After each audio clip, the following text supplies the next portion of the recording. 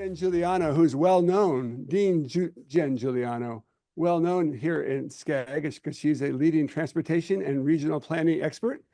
And without further ado, I invite Dean Giuliano to the podium to give us a few inspirational remarks. Okay. Hi, everyone, and can you hear me? I do not have a huge voice, so I'll try to behave and keep this close, which is not easy for me. So I don't like to give remarks where I read things, but Dowell spent, I can't tell you how many hours, I think, composing for me. So I appreciate the great introduction and also all the effort that's gone in. I'm going to go off topic for just a second and just say that I've known of this event. It's gone on for quite some time. How many years, maybe? Only 35, which is longer than I've been at USC. Imagine that. But this is an amazing event, and I'm really happy to see that USC has been a part of it for so long. So with that, I am the interim dean at the Saul Price School of Public Policy at USC. I have also, because of my own work, I have been involved working with SCAG literally from the time I was, I think, a graduate student at UC Irvine. So I've been around, I've seen a lot, and I've always really enjoyed what SCAG has done. I also have had the pleasure of training maybe 20% of SCAG staff, at USC. So part of the reason the SCAG works so well is that all the training that we've done. So let's get on to this. Great theme, navigating the new growth reality, especially for California and especially for Southern California, as you're going to hear today. We, of course, are very pleased to be sponsoring and co-organizing this demographic conference. But of course, there's a whole lot of people that are involved to make this a reality. And among them, I would name all of the people at SCAG who have participated in this. Of course, Dowell, who is our longstanding organizer. Kome Ajise, colleague, friend, committee member, committee colleague, and also wonderful director, executive director of SCAG right now. Kevin Kane, who's the supervisor of SCAG's Demographic and Growth Vision Program, and all the co-sponsors, which include the Census Bureau, why not, right? The California State Census Data Center, the California Department of Finance and Demographic Research. We're going to talk about data trends today. They're going to be discussed in demographic workshops that are going to provide critical information needed for informed decision making in business, in government, and by nonprofit organization, as well as the public at large. As you can see by the participants in the program, this event has really become California's annual opportunity to discuss demographic trends statewide. And fundamentally, the question of the day is, how do we need to change our assumptions and practices for government when growth remains so much slower than before? I can remember 10 years ago, maybe, the population was 39 million, and everyone was talking about how fast we were going to get to 40 and 40 after that. And here we are at 38 or so, something like that. You're going to tell us in a minute. It's going to be a new world in California, at least for a while.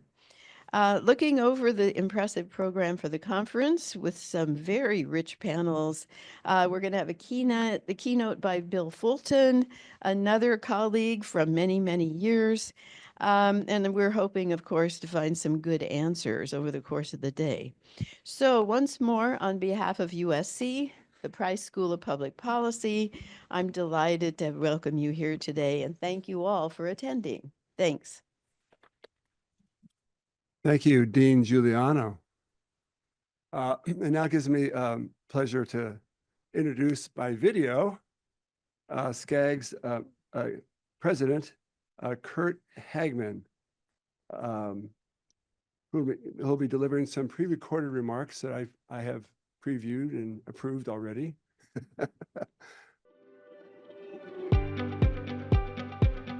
Hello and good morning. I'm SCAG Regional Council President and San Bernardino County Supervisor Kurt Hagman, and it's my honor to welcome you to the 2024 Southern California Demographic Workshop. SCAG is proud to partner with the University of Southern California's Sol Price School of Public Policy for its 35th annual event, gathering local leaders, elected officials, and demographic experts to discuss the future of our region. Today, you'll get firsthand access to the very latest region-specific American Community Survey data, as well as expert insights into the demographic signals that are crucial to inform and effective planning decisions. In recent years, California's population growth trends have become a topic of national conversation and speculation.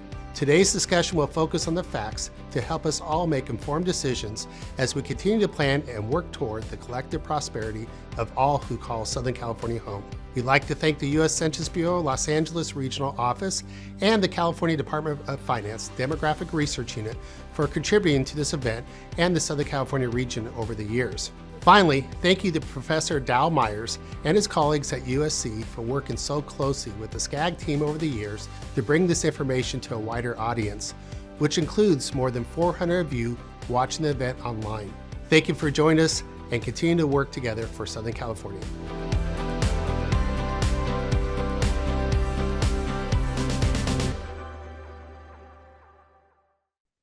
So thank you, Mr. Supervisor.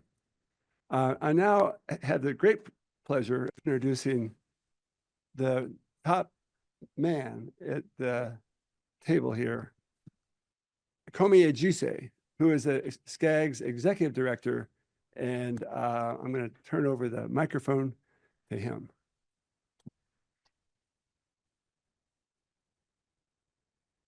Thanks, Dell.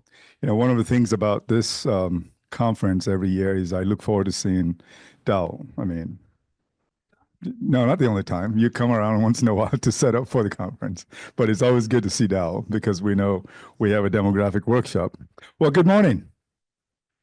Okay, you can do better. It's a really great day. Good morning. Absolutely. You know, I walked in this morning and I was told by staff that we had well over 600 registered. I don't know that 600 would attend, but we have well over 600 registered. And I think that says a lot for the awareness and the interest that we have in this demographic workshop. I want to welcome you all and thank you for attending this 2024 Southern California Demographic Workshop, whether you're in person or online. I was looking at the screen just a minute ago, and there were about 250 or so, 230 online. So we expect that it would ramp up over the day. We're grateful at SCAG for the partnership with Professor Myers and the Price School at USC for this ongoing partnership over the last 35 years. Partners at the Census Bureau, it's been mentioned, partners at the State Department of Finance. You know, in my previous job, I didn't like talking to DOF because whenever DOF showed up, it means they're taking money away from us. But it's always good to see Walter. And so I want to thank Walter and Department of Finance for their work because their work feeds the work that we do here. And it's also an opportunity to convene researchers and educators and planners and elected officials, as well as representatives from across all levels of government to have a conversation about this very important topic on demography. SCAG has hosted this for over 3 decades, you heard, and we know that evolving population and demographic trends directly affect the work we do in regional planning. Because it's all about who you're planning for, and you need to know who you're planning for. And so we take very special interest in demography. You've heard the phrase, demography is destiny. Now, yeah, I know some folks roll their eyes when I say that every year, but I just like that phrase because it makes it so important. Everybody is concerned about the future, and we have an insight into the future by understanding how we're growing and what the demographic trends are. We gathered today in the same room 5 months ago where our board approved our regional transportation plan, the 2024 Connect SoCal plan, and the sustainable community strategy, which is a long-term plan for the prosperous, equitable, and sustainable future of Southern California, which is also very much predicated on the conversations that you're all going to have today. As we work in supporting the region to implement that plan, because we believe that this plan has some substantial and substantive elements to it that's worthy of implementation, we look forward to sharing these insights with you all to also inform local planning and project development. Now, as you think of the plan, one of the unique elements of this plan, we've done plans every 4 years at SCAG. One of the unique elements of this plan is the fact that we actually have an implementation element to it. It wasn't just a matter of putting out policies that we hope somebody will latch onto. We have some very deliberate implementation steps to it, and we've set up our grant funding programs such that they help to implement and encourage local agencies to move in the direction of sustainability. As I think you will see in today's presentations, we've entered a new era of planning in Southern California. In the 2020 plan 4 years ago, we projected some really tremendous growth. It was, and we were very sure it was going to happen. This is the nature of planning. 4 years later, we had to revise that growth to a more steady, stable growth, or some would say no growth in population. And so this is the conversation we're going to have today. We must collectively plan for these new realities. And I'm going to preempt a question, this is going off script, that's come up. If the population is not growing, why are we so concerned about building more houses? Okay, I'll just leave that there. But we do still have a housing crisis, and our plan talks about that. And we know that we have overcrowding and cost burden in terms of housing because we still have an issue with housing supply. So I've just kind of slightly answered my own question. So there are some of these things where you have two different things that can be right at the same time. We're slow growing, but we need more housing. And these are the kinds of conversations I think we need to have. The trends that you will hear about today offer new opportunities to collectively achieve our shared goals for the region. Demography is destiny, but regional planning can help ensure that that destiny is to the benefit of all. And so we center the work that we do at SCAG on equity, trying to make sure that all benefit from the positive growth and the positive elements that our region has to share. We have one of the most vibrant economic regions in the country, if not in the world, and we feel very responsible or very obligated to be responsible for the stewardship that has been entrusted on us in planning for the future of this region. So again, thank you all for joining us, and I know that we are all going to have a very productive conversation today. Dao?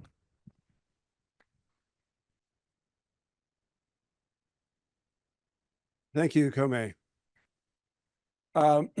It's now time for our first panel, which we hold every year, the same panel, same old thing, the demographic checkup. And every year, it's the same old answer. It's different than before.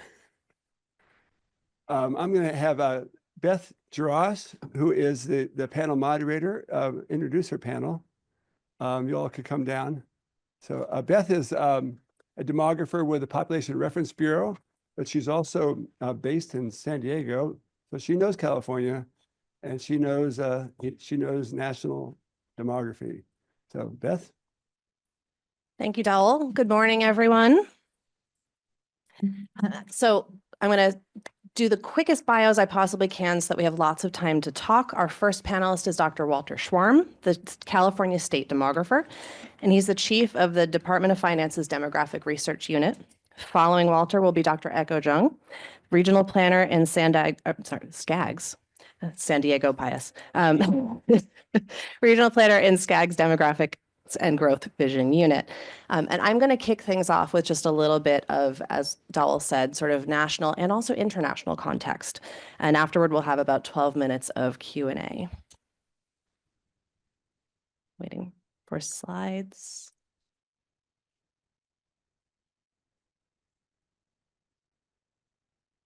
There we go. And so in terms of kicking things off and what's different, one of the things we were talking about as we were preparing for this panel is Walter's going to share some new projections, Echo's going to share the latest data from the American Community Survey, and underlying all of this is that demographic change. And one of the key questions is sort of, we're in a low birth rate context, and how low will birth rates go? We know that the number of births has been falling over the past decade, and how much more will that number fall? We know that it's falling because birth rates are falling for people at the youngest ages. What you see on this screen here is birth rates, so births per 1,000 women by age group. And all of the lines in that blue and green tone represent age groups where the birth rates have fallen pretty substantially over the last 2 decades or more. And the lines in orange are the handful of age groups where birth rates have risen. And what really jumps off the screen to you is the fact that birth rates have fallen really rapidly for teens and for 20s and in early 30s, and has fallen more than they've risen for people ages 35 and older. So really, really rapid decline in birth rates, probably faster than any of us suspected, or at least I suspected when I started my career 25 years ago. And if we think about this in terms of the broader context, with those birth rates falling rapidly at the youngest ages, we end up with a total fertility rate that's quite a bit lower than it has ever been before.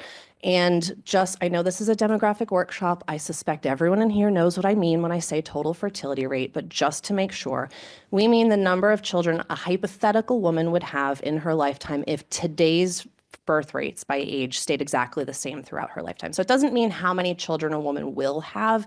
It's this sort of hypothetical measure of fertility. And we can think about the quote unquote replacement rate as being about 2 kids per woman. So in order for a population to be roughly the same size over from generation to generation, that TFR is 2.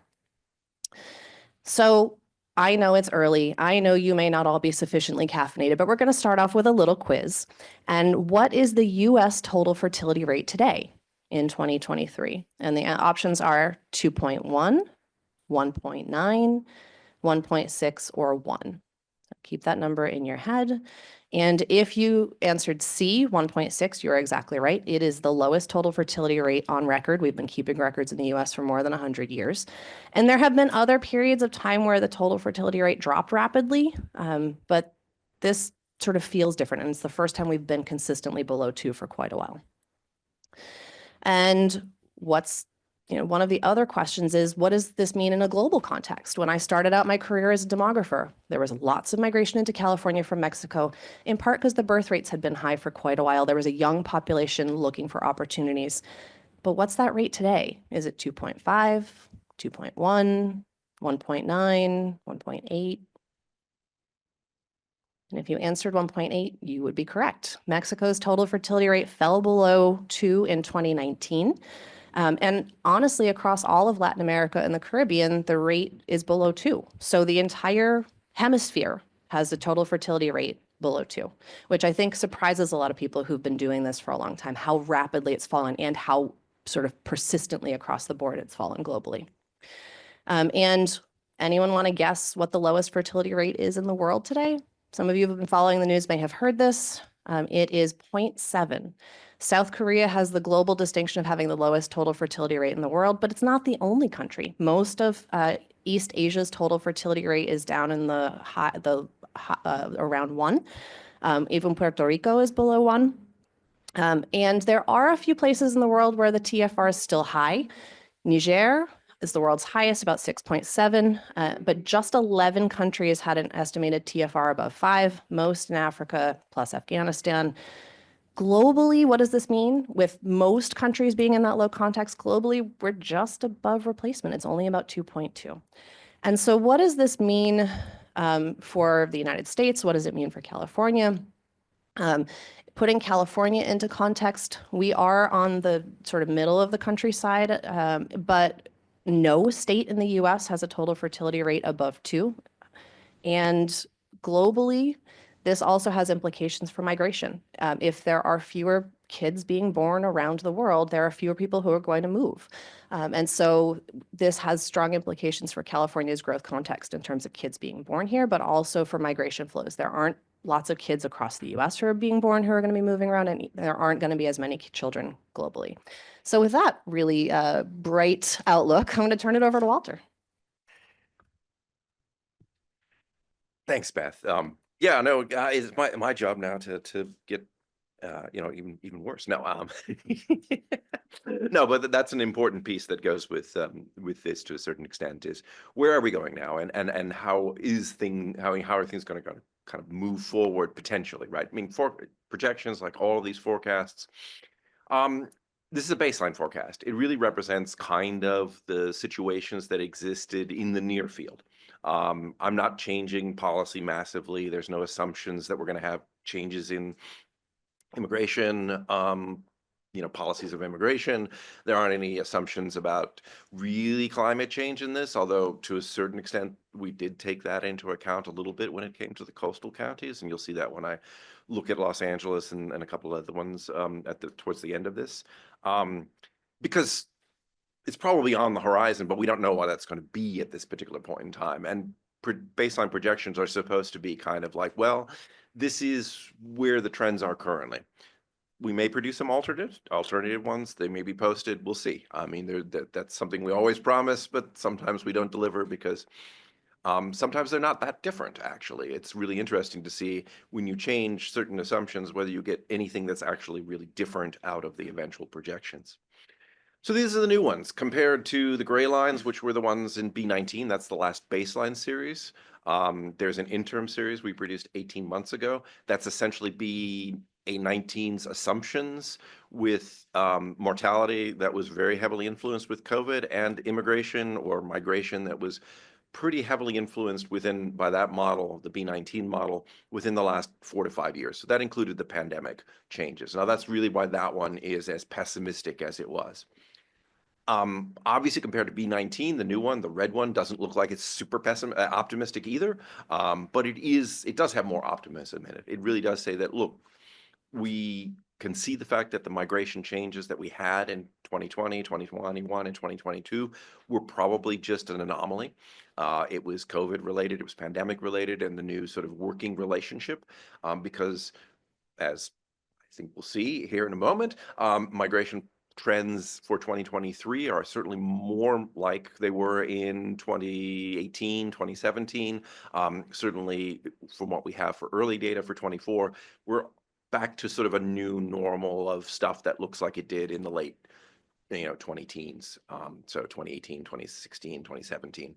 And so that means a little bit more migration. And you see that here, right? I mean, you've got the population growth, you've got all the components here, and I'll break them down as we go along. Mortality, we're actually, and mortality is the most interesting one, the least interesting one of all of this stuff to a certain extent. It should have been my first slide after this one. It's going to be the second, but I'm not going to talk about it really at all. Life expectancy, we've decided, or it seems now that COVID as an endemic is more like the flu. We sort of had a number of individuals. You see the huge spike of deaths in COVID there. That actually leads to less deaths over the next 10 years, over the next 15 years, because to a certain extent, those individuals that would have died during that time period, those most vulnerable individuals, have already died. And as we go forward, as with most, the flu, as with most type of diseases like this, COVID wants to live. It can't be completely dead. It can't be as deadly as it was to begin with if it intends to survive. And therefore, we see COVID-19, much like we see the influenza virus, as being something that certainly causes deaths. It's not to be considered really problematic. Not to be taken lightly to a certain extent, but on the other hand, the number of excess deaths these days doesn't look much different than it does for flus. We're in the middle of a rather spike in COVID right now. Deaths are 1, 2, 3 people per week higher in California than they might be without COVID. So at this point, it's certainly affecting the population, but it's not something that's causing massive changes in future deaths. Migration, you see here, actually, we're at about, I mean, migration is, for what, you know, Beth's comments and everything else like that, really isn't a piece that doesn't move around a whole lot in these things, partially because of federal policy. We have a certain number of immigrants that come to the nation every year, and California gets sometimes a lesser share of that, sometimes a slightly more higher share of that. But you know, it is a fairly stable share of these things when it's going well. So one of the biggest changes that we do have across these time periods, and that's why Beth started with fertility, is births. Notice the change between B19. The interim series already had a low starting point, but you know, at that point we were maintaining a TFR about 1.5 as the low rate. This projection series sees a TFR of 1.3 as the lowest possible rate. Reason for that? Well, guess what? We blew through the old one already in the last 2 years. The other one kind of stabilized births around 420,000 a year. Last year we had 398,620 births, roughly, you know, plus or minus. I don't think we have out-of-state births in yet. This year, if we look at the current monthly birth rate, we're not going to get much above that anyhow. And that's what you see here. You see the fact that births are really the big change. And much like Beth, you know, 20 years ago when I first started doing this, you know, we had births around 540, 550 a year. I was really concerned the first time I did projections, and I brought them under 500,000. Now I would love to have 500,000 births, because that's 100,000 persons per year that we don't have in California. Across 50 years, bang, you already have a huge change in population when we look forward on that. So there we have fertility. I mean, my graph looks a little bit different than Beth's. It's exactly the same thing, but to a certain extent, you know, I have different colors, but you see the same things that she was talking about. We have these huge changes and the huge declines in births for all of those individuals under the age of basically 30. 30 to 35 is sort of flat, a little bit up. That's actually the piece that has the most births in California at this particular point in time. The women are between the ages of 30 to 35, but it has been steadily increasing over the last 5 years as well, from like 30 to about 32 and a half to maybe almost 33 at this particular point in time. The only thing that shows strong growth here are births to women over 40 and those then over 45, or between 40 and 45. I've said it before and I'll say it again. Unfortunately, even if with medical changes, sure, fertility rate is going up in those two groups, there is no way that the fertility rate can go up high enough in those individuals over 39, those women over 39, or particularly those over 40, to ever make up the differences below. It's just biological, the way it works. I mean, it would require a massive breakthrough in science, which we haven't, you know, we don't see that. I mean, yes, there are IVF and everything else like that, but, you know, we also don't have the money for that, or we at least have not made that our goal in society to provide that type of fertility support to make it happen.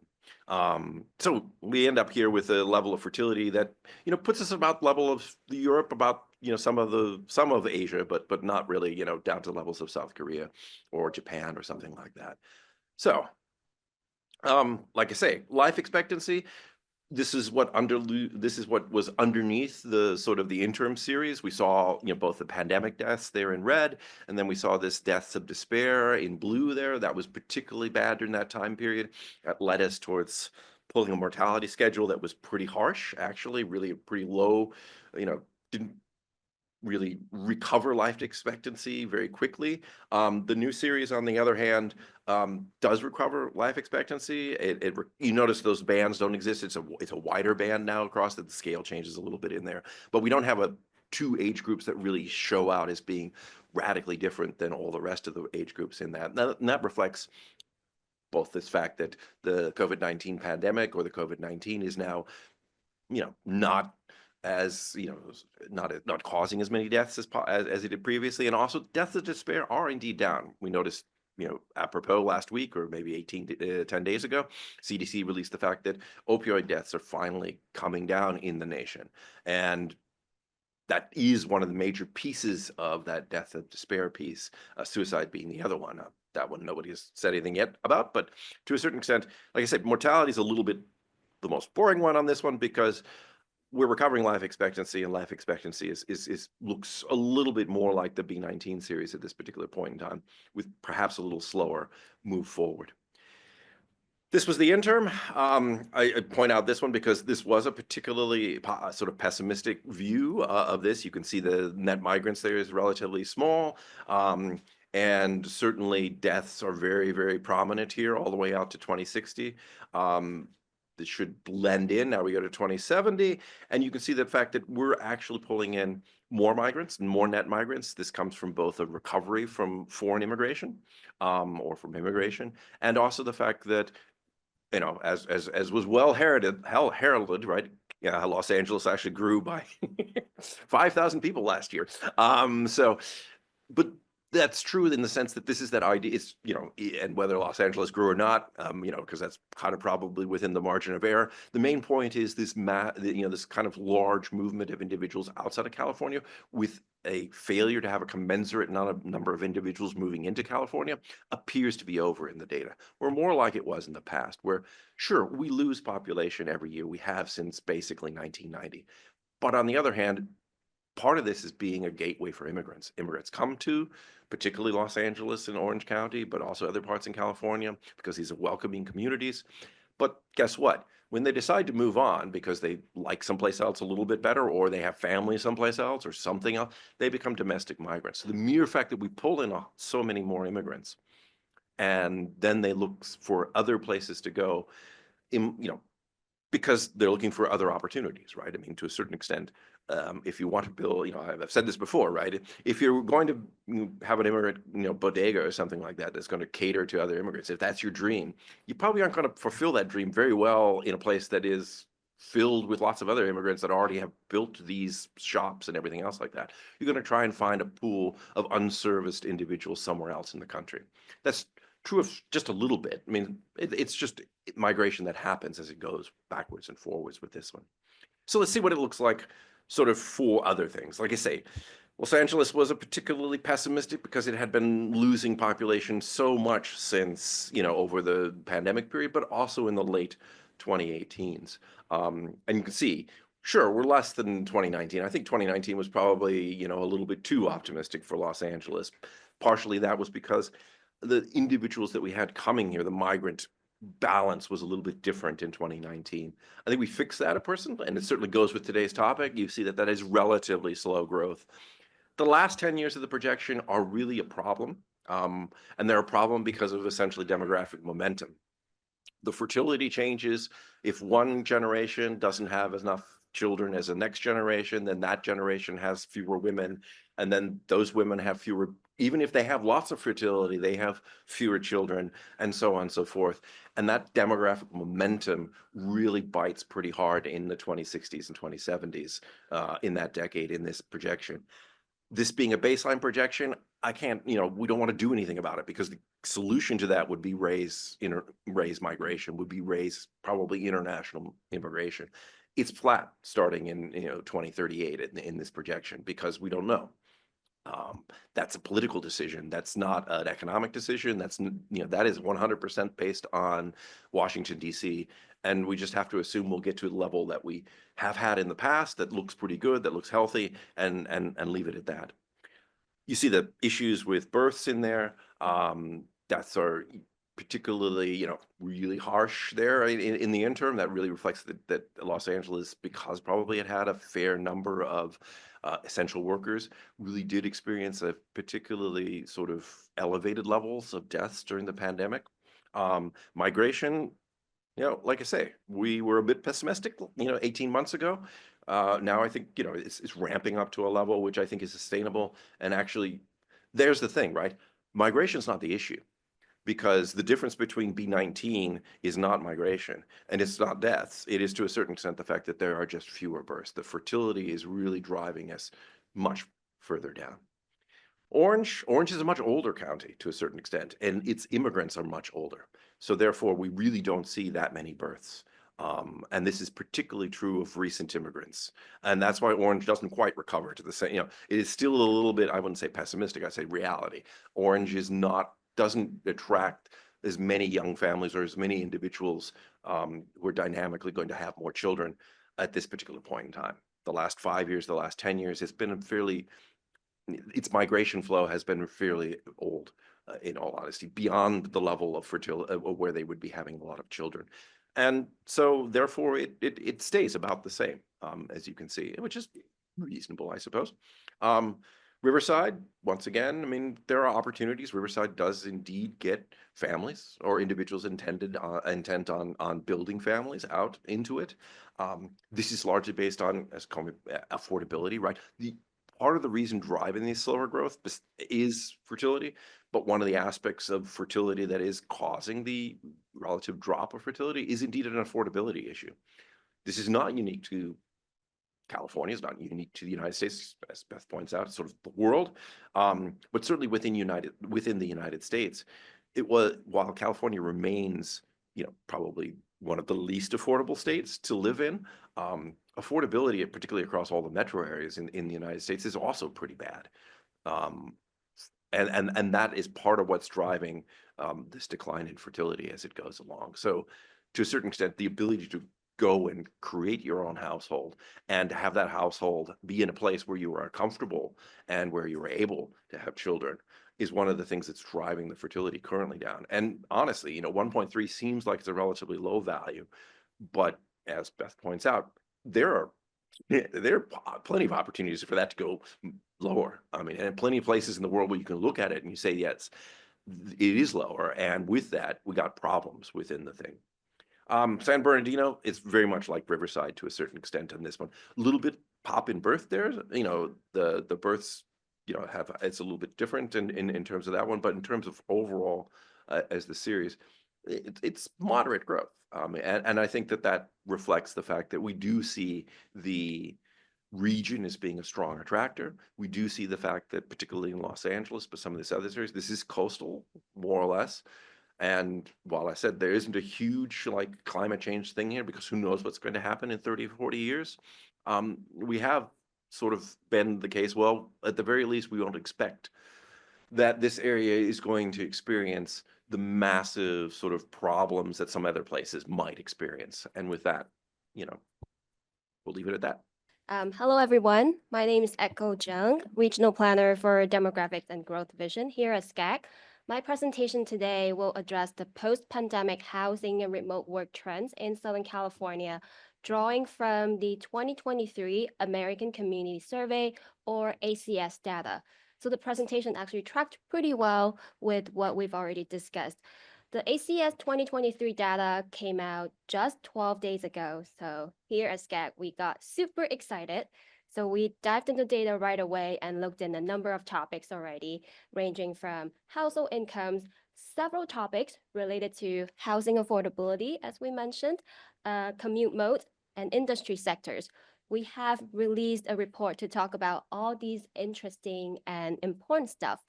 But for today's presentation, I will focus on housing and remote work trends.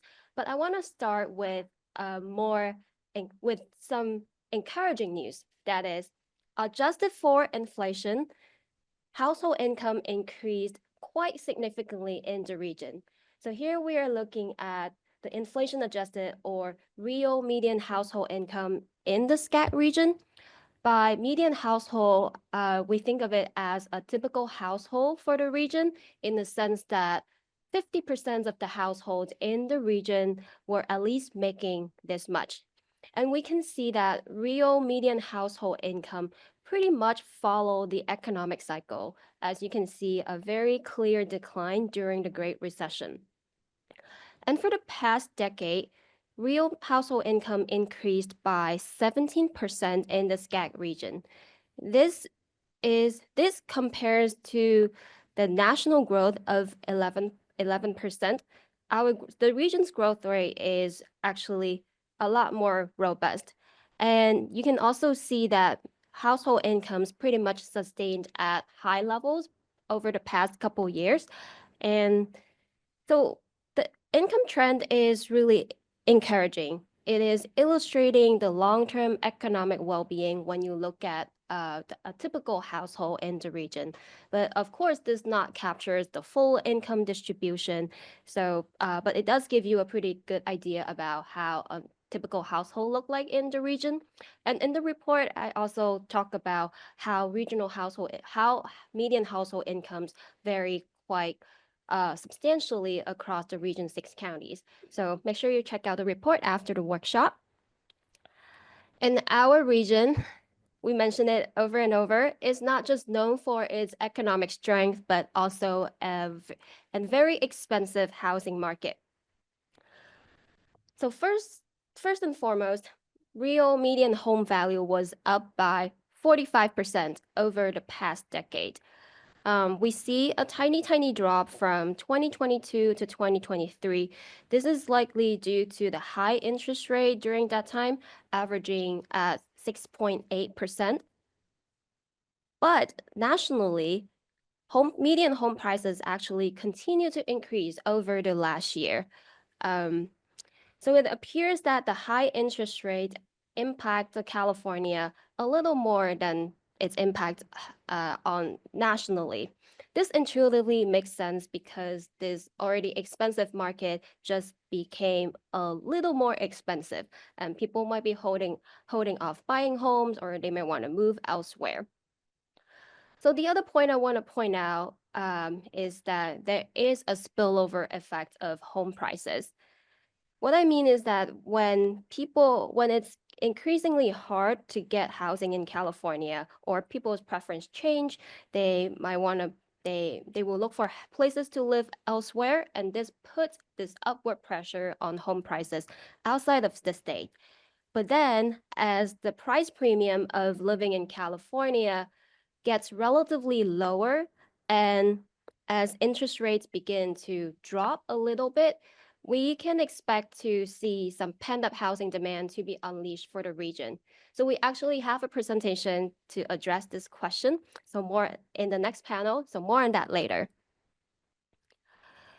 Attaining home ownership is indeed very challenging in this region.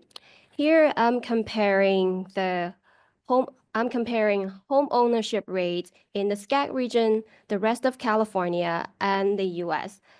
And I'm looking at 10 years ago, which was 2013, the pre-pandemic year of 2019, and the 3 years post-pandemic. We can see that home ownership rates in the region were pretty much flat over the decade. While in the rest of California, you can see a little bit more growth. And the region's home ownership rates were also consistently lower compared to California and the nation. So how are the residents doing in the region? One important trend to look at is residential mobility. So here we are looking at the percent of people living in SCAG in 2023 that changed address within the past year. So this measures people's ability to relocate in order to accommodate changes in life, family needs, and etc. We can clearly see a downward trend here, meaning that people are more stuck in their current residence compared to they were 10 years ago. And as you can also see, nationally, residential mobility also decreased, but this drop is much more pronounced in Southern California.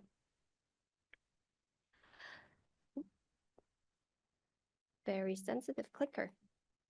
That gives you a preview of the more uplifting trends, because I was going to say, I suppose the past couple minutes on housing was not particularly uplifting. That means we've got work to do, but there are some positive trends to highlight. So we've talked about the relatively low and stagnant home ownership rates in the region overall, but it actually has been stable for those in their mid-20s to mid-40s. That means the younger generations still manage to purchase homes as they are forming new families or expanding their families. And this trend is important for one, it reversed the downward trend since 2006, as you can clearly see it on the graph.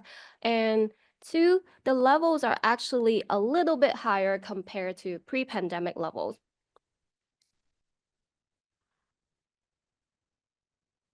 It keeps jumping to work from home, but we're not there yet. Another important trend actually comes from the Census Building Permit Survey. Here, I want to point out that the SCAG region has seen this quite consistent level of new unit permitting over the past roughly 8 years, with about 45 to 50,000 units permitted each year, and single family and multifamily housing splitting roughly half and half. Now, this is not a particularly high numbers compared to historical levels, but this level of consistency is not really seen historically. And in the past, the new units permitted were predominantly single-family housing, so we are seeing a slightly more balanced profile in the new units permitted these days. And yes, work from home now. The clicker keep doing this. So in the ACS, the work from home measure comes from the commute mode question. Commute mode question. In Southern California, the percent of workers who report working from home as their primary commute mode has been around 5 to 6% up until 2019. And this is also the case nationally. And then in 2021, work from home rate peaked at 19.3%, and over the past 3 years, it decreased gradually to 14.1% in 2021. You can see that the drop in 2023 is actually smaller compared to the drop in 2022. So it might begin to stabilize, but this rate is still well above pre-pandemic level. And this decrease in work, because ACS question is intended to capture fully remote rate. So this decrease in work from home rates could also be driven by increase in hybrid work. And we have several other sources to support this case. For example, in the survey of working attitudes and arrangements, Southern California's worker consistently reported working from home for 30 to 35% of their workdays throughout the first half of 2024. So that's 1 to 2 days a week if you work 5 days a week. And here at SCAG, our regional plans travel demand model, which incorporates data and expert insights, also assumes a gradual increase in hybrid work in the coming decades. And the last point I want to make is that increase in remote work does not appear to result in less overall driving. There is a great research synthesis on it. It might reduce commute travel by a little bit, but not necessarily the case when you think about total driving. But this trend does have implications for placemaking and mobility strategies, which I'll get to in a bit. To wrap up the housing and remote work trends we just talked about, first and foremost, the SCAG region saw really strong real household income growth for the past decade. Again, I think this is really encouraging. On the other hand, housing affordability continue to be challenging. We are seeing rising home values, decreasing residential mobility, and a relatively low home ownership rate compared to the state and the nation. In the report, I also talked about post-pandemic increases in overcrowding on cost burden rate. And on a positive note, we are seeing a stable home ownership trend for the younger adult. This is important because home ownership, it is still an important mechanism for building wealth, and it has implications for the conditions of future housing and communities in the region. We also see consistent permitting of new housing units for nearly a decade. And lastly, we talk about work from home. The ACS measure, along with several other data sources, indicate that more hybrid work is likely to become the new norm for many workers in the region. And lastly, I just want to talk a little bit about, to me, what these trends mean for the quality of life in Southern California. I think it's important to recognize that this is a region with great cultural and natural amenities and an incredibly diverse population. So the region really needs adequate housing to meet these very diverse needs. And when I think about housing adequacy, I'm thinking about in terms of both the quantity of housing and the types of housing. Another important factor we talked about is the increased flexibility in work arrangements. This indicates greater needs for housing in locations with good accessibility, because now for a lot of workers, they're not spending 40 hours a week in a traditional office like the one in downtown LA, which has pretty good accessibility. So where you work now, for the most part, is also where you live your life. Therefore, it's important to think about placemaking strategies to create communities that are livable and vibrant, where people can live and work and have fun.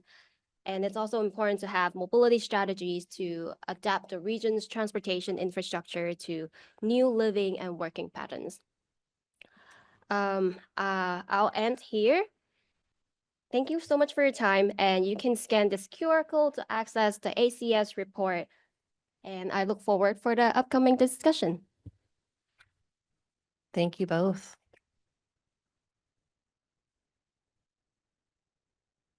We have time. We have about 10 minutes for questions. Are there any from the audience? I have some I can use to get us kicked off, but I'd like to give you all a chance. All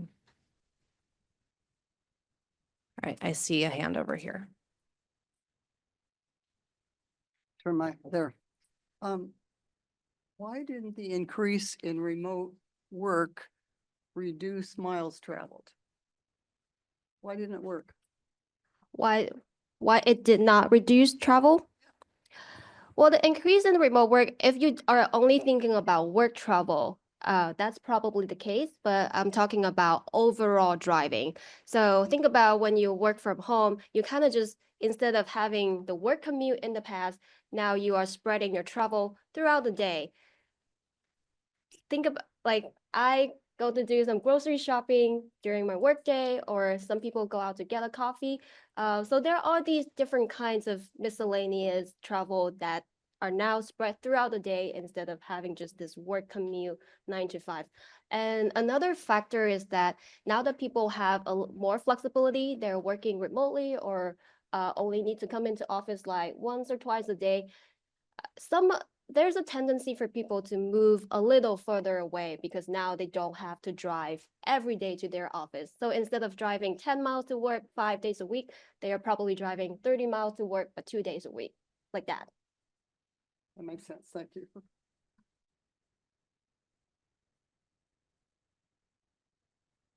right, I'm going to ask a follow-up question. Thinking about how work has shifted, one of the common questions that comes up when people are looking at projections is, has that changed residential location choice? Have people moved to communities that are farther maybe from their office?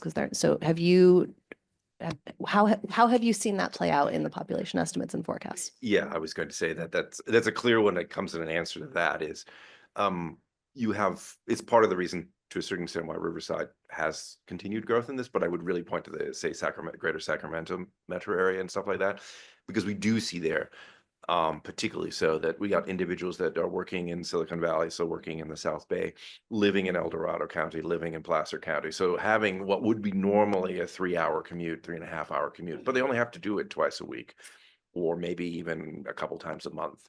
And so rather than commuting for an hour and a half, and that would be 20 miles worth of commute, you're commuting for 200 miles, but you're not doing it as often. What are they getting for it? Well, they're getting a different lifestyle, right? I mean, they're getting closer to the mountains or closer to Tahoe or something else. I mean, they're getting something that's rewarding them on the other side of that. Or if we're looking at something like Stanislaus County or some of the ones that are San Joaquin, you're looking at affordability there. The ability to have a house with a relatively large yard and to raise a family as opposed to living in an apartment in San Jose.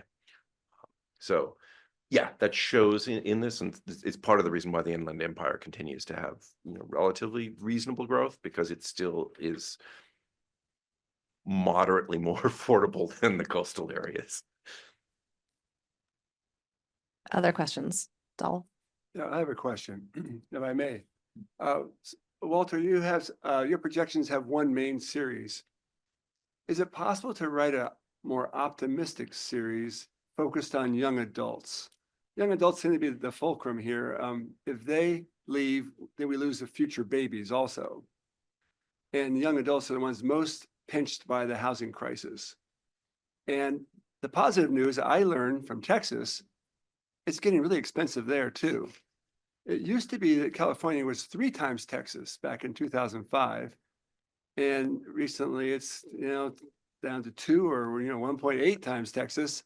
So the differential is not as beneficial as it once was, and maybe that will keep people here. Do you see a potential where we could correct housing prices or let the rest of the country catch up to us, that we might see a balancing in other demographic parameters as well? I mean, is that at all feasible? No, I think it's completely feasible now.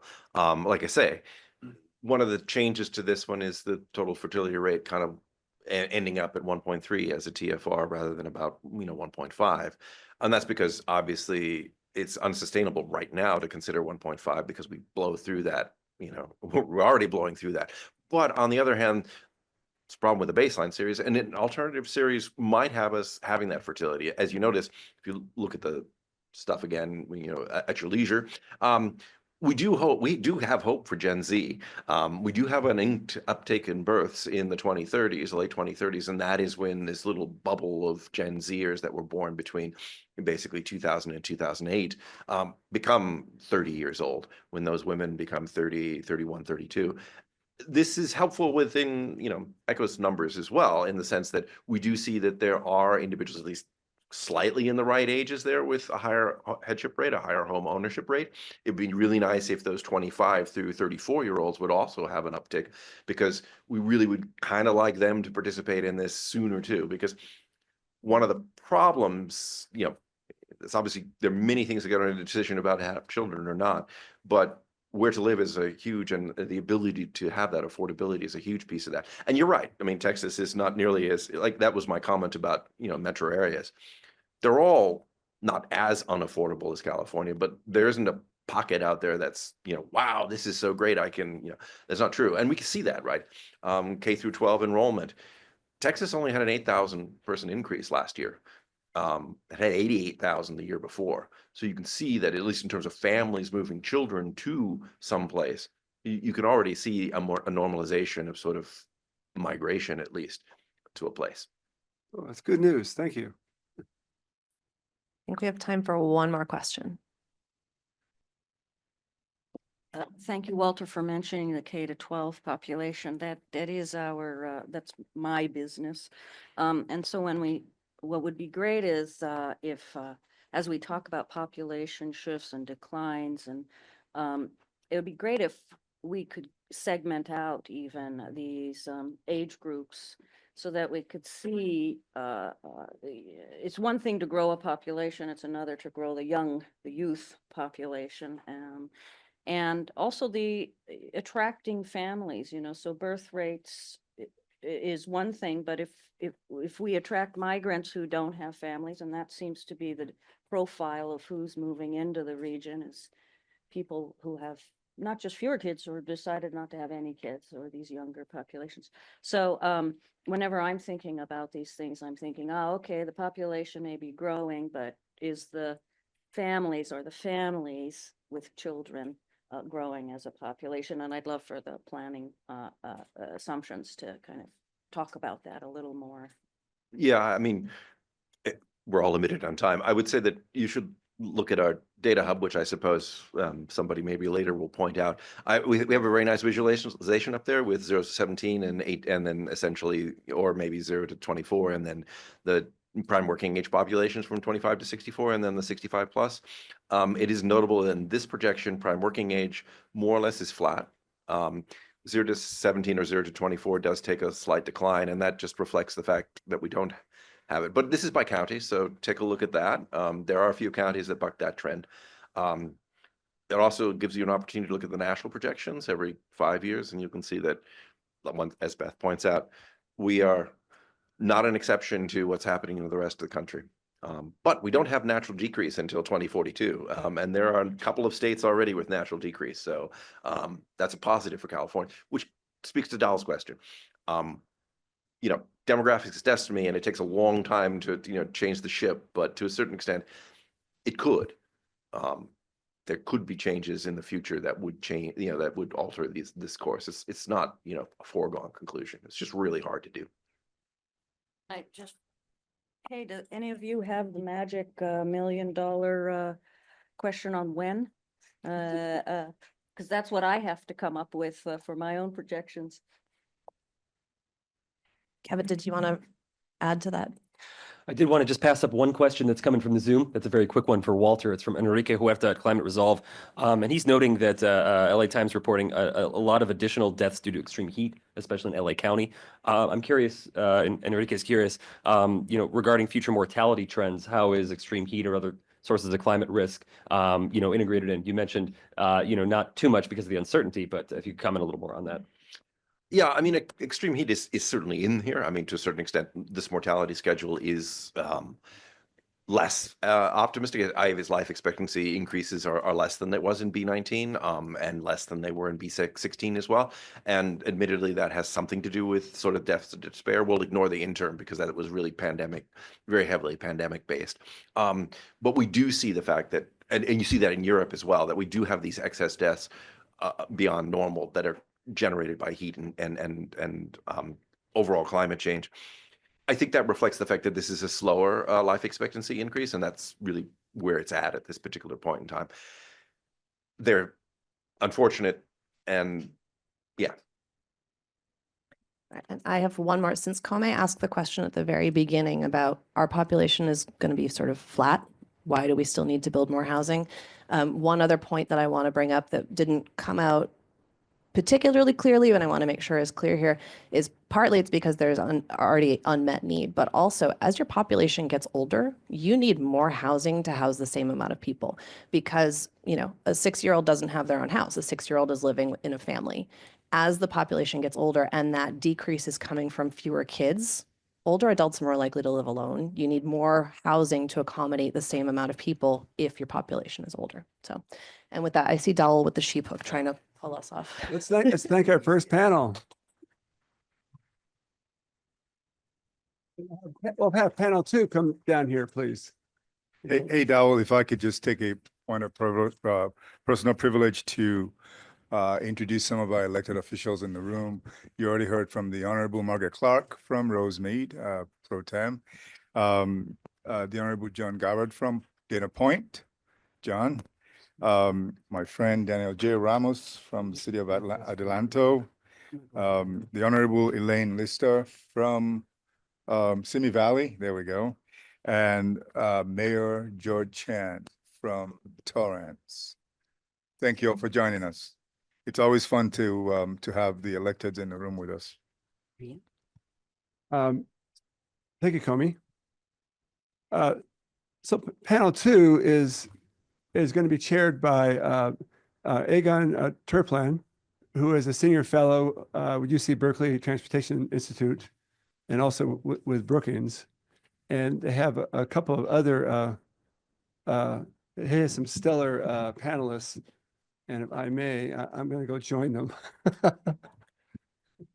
Great. Thank you very much. Dowell, who is one of the panelists, will introduce them. So it's wonderful to be here. Egon Terplan, wear a number of hats and previously worked in the governor's office in the state and at the Strategic Growth Council. And I think part of the conversation today is actually how do we do growth in a strategic way or in a transformed way?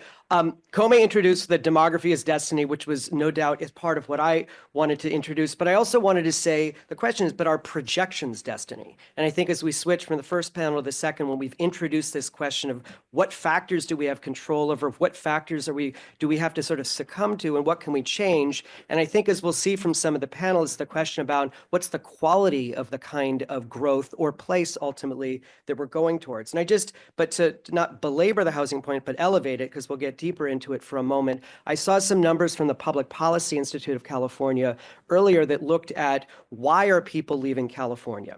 And so over the last decade, the number one reason people left California was housing costs for about half of the people. Now, you could say that's probably always been true, but actually from 2004 to 2013, it was only 1 in 5 people. That was the number one reason they left the state. They left the state for job opportunities and to be closer to family and other reasons. So clearly something has shifted in California related to housing. And so part of the question is, to what extent are projections into the future, at least on that factor, shaped by policy choices that we made in the past?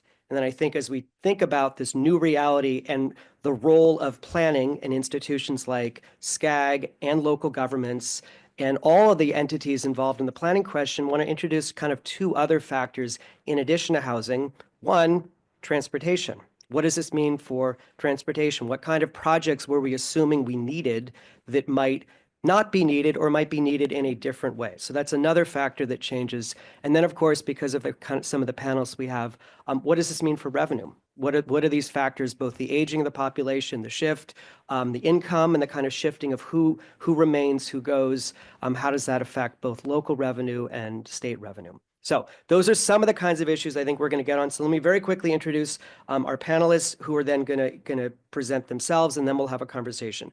First, we're very lucky to have Rachel Franklin, a professor of geographic analysis from Newcastle University, who's going to share some of her work. Then we have Somjita Mitra, who is the chief economist for the state of California in the Department of Finance. And then third, we'll have Dowell Myers, whom we have already met. So with that, we'll start with Rachel.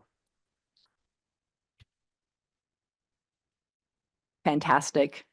I'm pretty excited to get us going, and I'm pretty excited to be here. I want to start off by saying that I think when we hear the sort of persistent drumbeat of decline, and especially around population decline or stagnant growth, there's a message maybe of like worry and panic, and I think that came through a little bit in the first panel, and I wanted to make sure that I just said, don't panic. This is a pretty famous quote, comes from an economist, so take it for what it's worth. But anyone who believes in exponential growth can go on forever in a finite world is either a madman or an economist. And I think that this holds for population too. So I just want to talk a little bit about population growth. And we've already heard some of this morning, so I'm adding just a little bit of context. So if we look at where I come from, Newcastle upon Tyne, you may have to look on a map to see where it is. I'm actually from Long Beach. You can tell I'm American, but I live in Newcastle. And this is just a plot showing population change across administrative regions in England and Wales over the last year.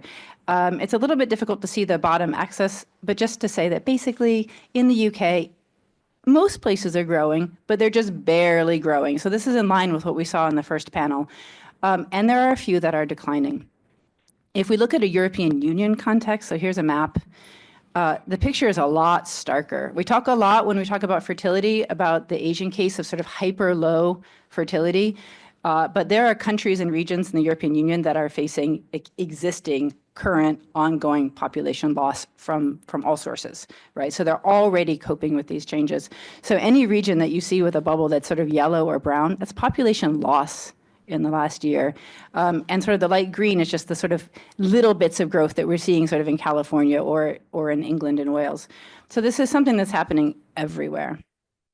If we then turn to California counties, I'm sure you're all even more familiar with this than I am, but the story is similar, right? Over the last year, we have some counties that are losing population, some counties that are growing. SCAG counties are sort of on the growing side right now, but it could fall either way. That's kind of the world that we're living in. One year we're growing, one year we're not growing so much, but it's in an overall context of not very much growth, and at the moment, not very much decline.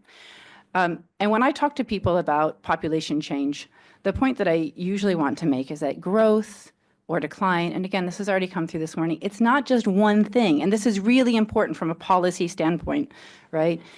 It's all those things, right? It's the natural change, it's the gap between births and deaths, it's internal migration, which is people coming in, but also the people leaving. It's international migration. We haven't spent much time in this country thinking about the fact that people leave, but that is actually something they also do. They head out to other countries, right? And this matters for policy, right? If you look at the UK case, so these are regions for England and Wales. This is a terrible graph. If I'm teaching visualization, I'm not going to use it in the future, but I wanted something that illustrated that. So on the right, the takeaway is all these regions in England pretty much growing, but almost all regions, these little blue bars on the left, they're all already experiencing natural decrease. The thing that is tipping these regions in England into growth is like 100% international migration. And if you follow UK news, you know that this is a faucet that they would love to turn off, right? But nobody is ready for what that means. Nobody is ready for every region to be losing population. It's true, most regions have net in-migration, but I don't know that I would call it a positive story. That positive, the story is that they can't stay in London, so they leave. right? So London has that huge bar of net out migration, and they go to other regions. That's maybe good for the other regions, but it's not a great national story to be telling, right? So I think these components of change, they're really important for helping us think about policy. Like, what do we do, right? And I'm thinking policy, big picture, national, regional, local. It's how we design our cities. It's where we put our new housing. It's what kind of housing we build. It's how we think about public transportation. It matters to tie it not to growth or decline, but to the drivers of that population change, right? Thinking about age structure. Aging hasn't come up at all here, but aging, this is on the horizon. So when we're thinking about public transport, when we're thinking about what kinds of housing to build, we do need to think about probably smaller housing units. We need to think about being able to enable people to get out of the family home, because the people older than us, they often did have families, getting out of that family home and somewhere else that's desirable, both in terms of size, but also location, and thinking ahead about access to healthcare, access to transport, access to grocery stores. This is something that the United States hasn't really had to think a lot about, but is going to have to, and California will as well. But age structure matters too for thinking about what's driving the growth and the loss, right? The larger the share of older population we have, the more, to put it bluntly, the more people are going to die, right? It doesn't matter if you don't have very many, it doesn't matter so much what's happening on the birth side, even though it matters. It's just you have a whole bunch of older people, right? And I think that we really need to think about what is constraining demographic fulfillment. I'm going to talk a little bit about the ways that we, I think, should think about policy and planning, but I don't think that policy and planning should be around demography. I don't think we want policies to make people have babies, right? What we want are policies that allow people to do the things they want to do, right? And so it is a little bit of an unanswered question, especially with younger generations, Gen Z, will they, won't they, right? Do they want kids? To me, it is a policy failure if people want to have children and they want to settle down and have families and they don't feel like they can, right? It is not a policy failure if people don't want kids. If people don't want kids, that is something that we need to enable. And I think the same thing holds for migration and movement, right? And so thinking about constraints on that fulfillment, I think, is really important from a policy standpoint. And as has already been said elsewhere, but just to really emphasize, this is happening everywhere, right? This below replacement level fertility, it is a global phenomenon. Migration slowdowns, right? This is not a pandemic relic. Interstate migration had been declining in the United States for a long time before the pandemic. And I think this is a hard adjustment for us. It's a hard adjustment as a nation and as a region, because we're used to thinking ourselves as a country that has above replacement level fertility and people who like to move. And it seems like we might be changing as a country. So that's kind of uncomfortable for us, right? Yeah, this net out migration, for every place that's gaining people, somewhere else is losing them, right? We're all part of a system and aging. And everyone is connected to everyone else. What happens in other countries is going to affect us, as has been mentioned, and what's happening in other parts of the country is going to affect us. And there's just no escaping it. Okay, and I think it's important to make some points about how happy we should be to be in the situation we're in. This is a success story to a very large extent, leaving the demographic fulfillment aside. Like, this is good. We've got a much longer life expectancy than we had 100 years ago. That's why we've got people living longer. We have people who get to make a choice about whether or not they're having kids. This is a win. Like, I think that we should be really proud of ourselves. Freedom, oh, there's a heart floating across my screen. Freedom of movement, also a really great thing, right? So when we're getting really bogged down about the worry and what the future holds for us, remember that we've made a lot of demographic progress that I think is a great thing. Okay, so just a few last things. These are like Rachel's rules, right? We don't want anyone stuck, right? We don't want them stuck in their neighborhood, and we don't want them stuck in their region. And this is, I think, largely, but not entirely, a housing story. But what we want is for people to be able to move when they're ready. If they want to form a household, if they want to have kids, if they're downsizing, got to talk about the older people too. If they want to get out of that family home, they shouldn't be stuck. No one should be forced to move either, right? We want people to be able to stay if they want to stay. Everyone should be able to have their desired family size. We need to not be thinking about internal migration as some kind of magic bullet that's going to solve things for us or anyone else, because like in the UK and European context, certainly, and a little bit in the US context, these places that got hollowed out when people leave, we see it. We see it at the ballot box, right? We see it in lots of other ways. There are lots of reasons not to want to gain with somebody else's loss. We're all in this together, right? And thinking about equality of opportunity. Okay, so I'm going to close. Yeah, so I think that we need to make sure that we pay attention to all the ways that our non-demographic policies, they have these intended sometimes and unintended demographic consequences. I think that housing is really important. But if you sort of put yourself in the shoes of somebody who might be thinking they want kids, or might actually, a better way to think is somebody who is thinking, I can't have kids, right? It's about like the commute to work. It's about transportation. It's about how far away your kids are going to be from you during the day when you're wherever you are at work. Like it's a really complicated policy and planning challenge, but is one that we need to be thinking about because I think there is a lot of repressed fertility. Not enough to get us to replacement level probably, but we should be unhappy with ourselves that there are people who can't do the things that they want to be doing. That's a failure, right? So thinking about these demographic consequences and then using those levers where we can, getting comfortable with this new reality, I think psychologically is going to be really important for us. And as a region and country, probably also sort of sociologically and politically and socially, we just need to get our heads around the fact that smaller family sizes, people not necessarily forming traditional households, like all of this is just something we need to adjust to. California is part of a network. It's not in a bubble.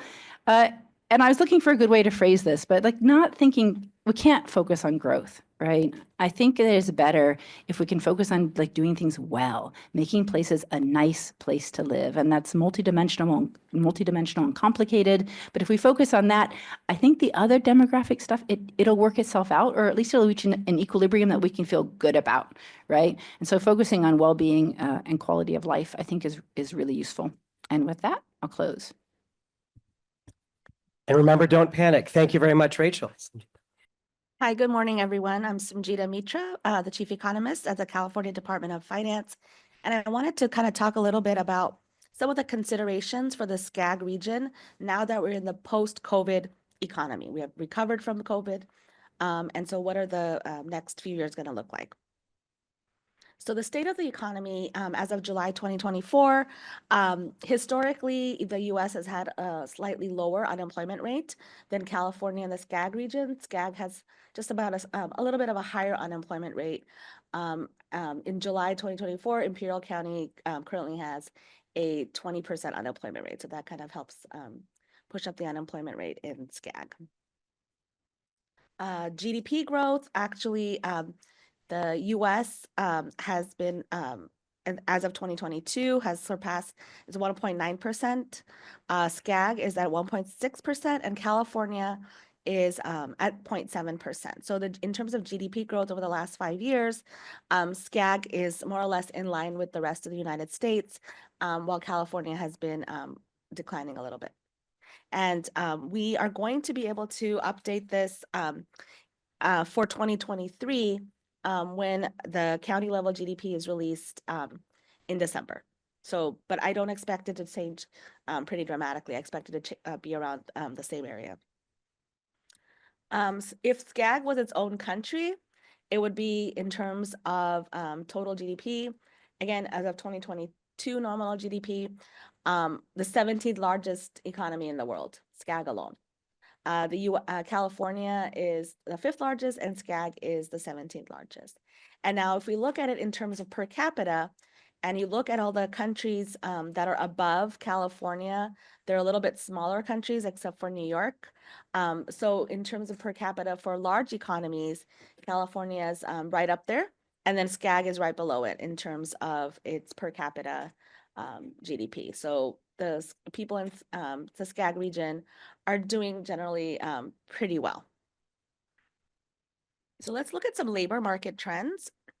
So one of the things, this is for the US, and it's kind of very interesting to see that we are seeing higher levels of educational attainment amongst our population. Just in the last about 8 or 9 years, we're seeing more people get a master's degree and more people getting a professional doctorate degree. And that's good for, in general, in terms of earning potential and contribution to the economy.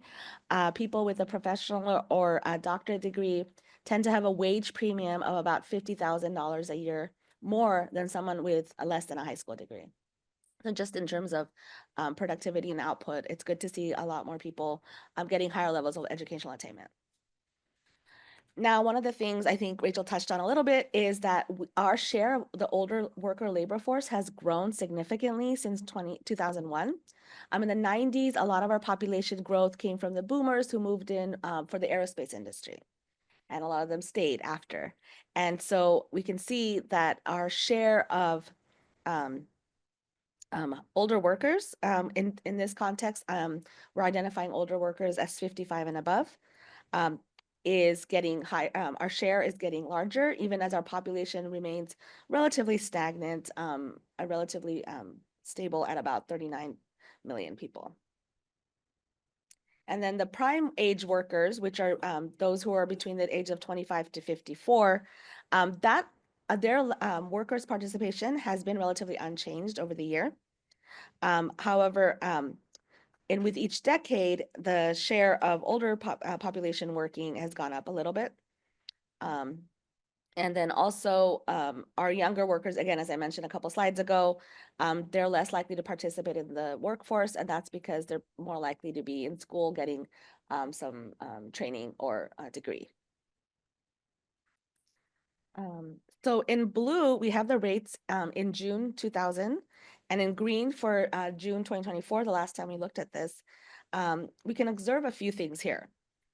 First, we see a similar trend that we saw in the shares where the younger age population has a lower participation rate. The prime working age has remained relatively unchanged over the last few decades, and the various breakdowns of older workers is showing increased participation. So now if we focus on the older workers, we indicate some notable thresholds, such as when you, at the age of 59 and a half, you can withdraw your retirement savings without penalty. At 62, workers become eligible for Social Security, so they may choose to drop out at that age as well. And finally, at age 65, they get Medicare eligibility. So all of these things kind of contribute to the older workers not participating in the workforce as much. And even with participation increasing as a whole, there's a trend of older Californians dropping out as they become eligible for retirement and various forms of social assistance. And I'm going to talk about why that's important a little bit later. Again, remember, our aging population is at an increasing larger share. So again, when they retire, a similar story, there's a rising share of retired Californians. So nearly half of the people not in the labor force are retired. They're not children, they're retired. And labor force, again, is those who are working or looking for work. And so we see an uptick in those people who are retired. And again, if they're retired, they are living off of their retirement savings and generally are eligible for some social support programs.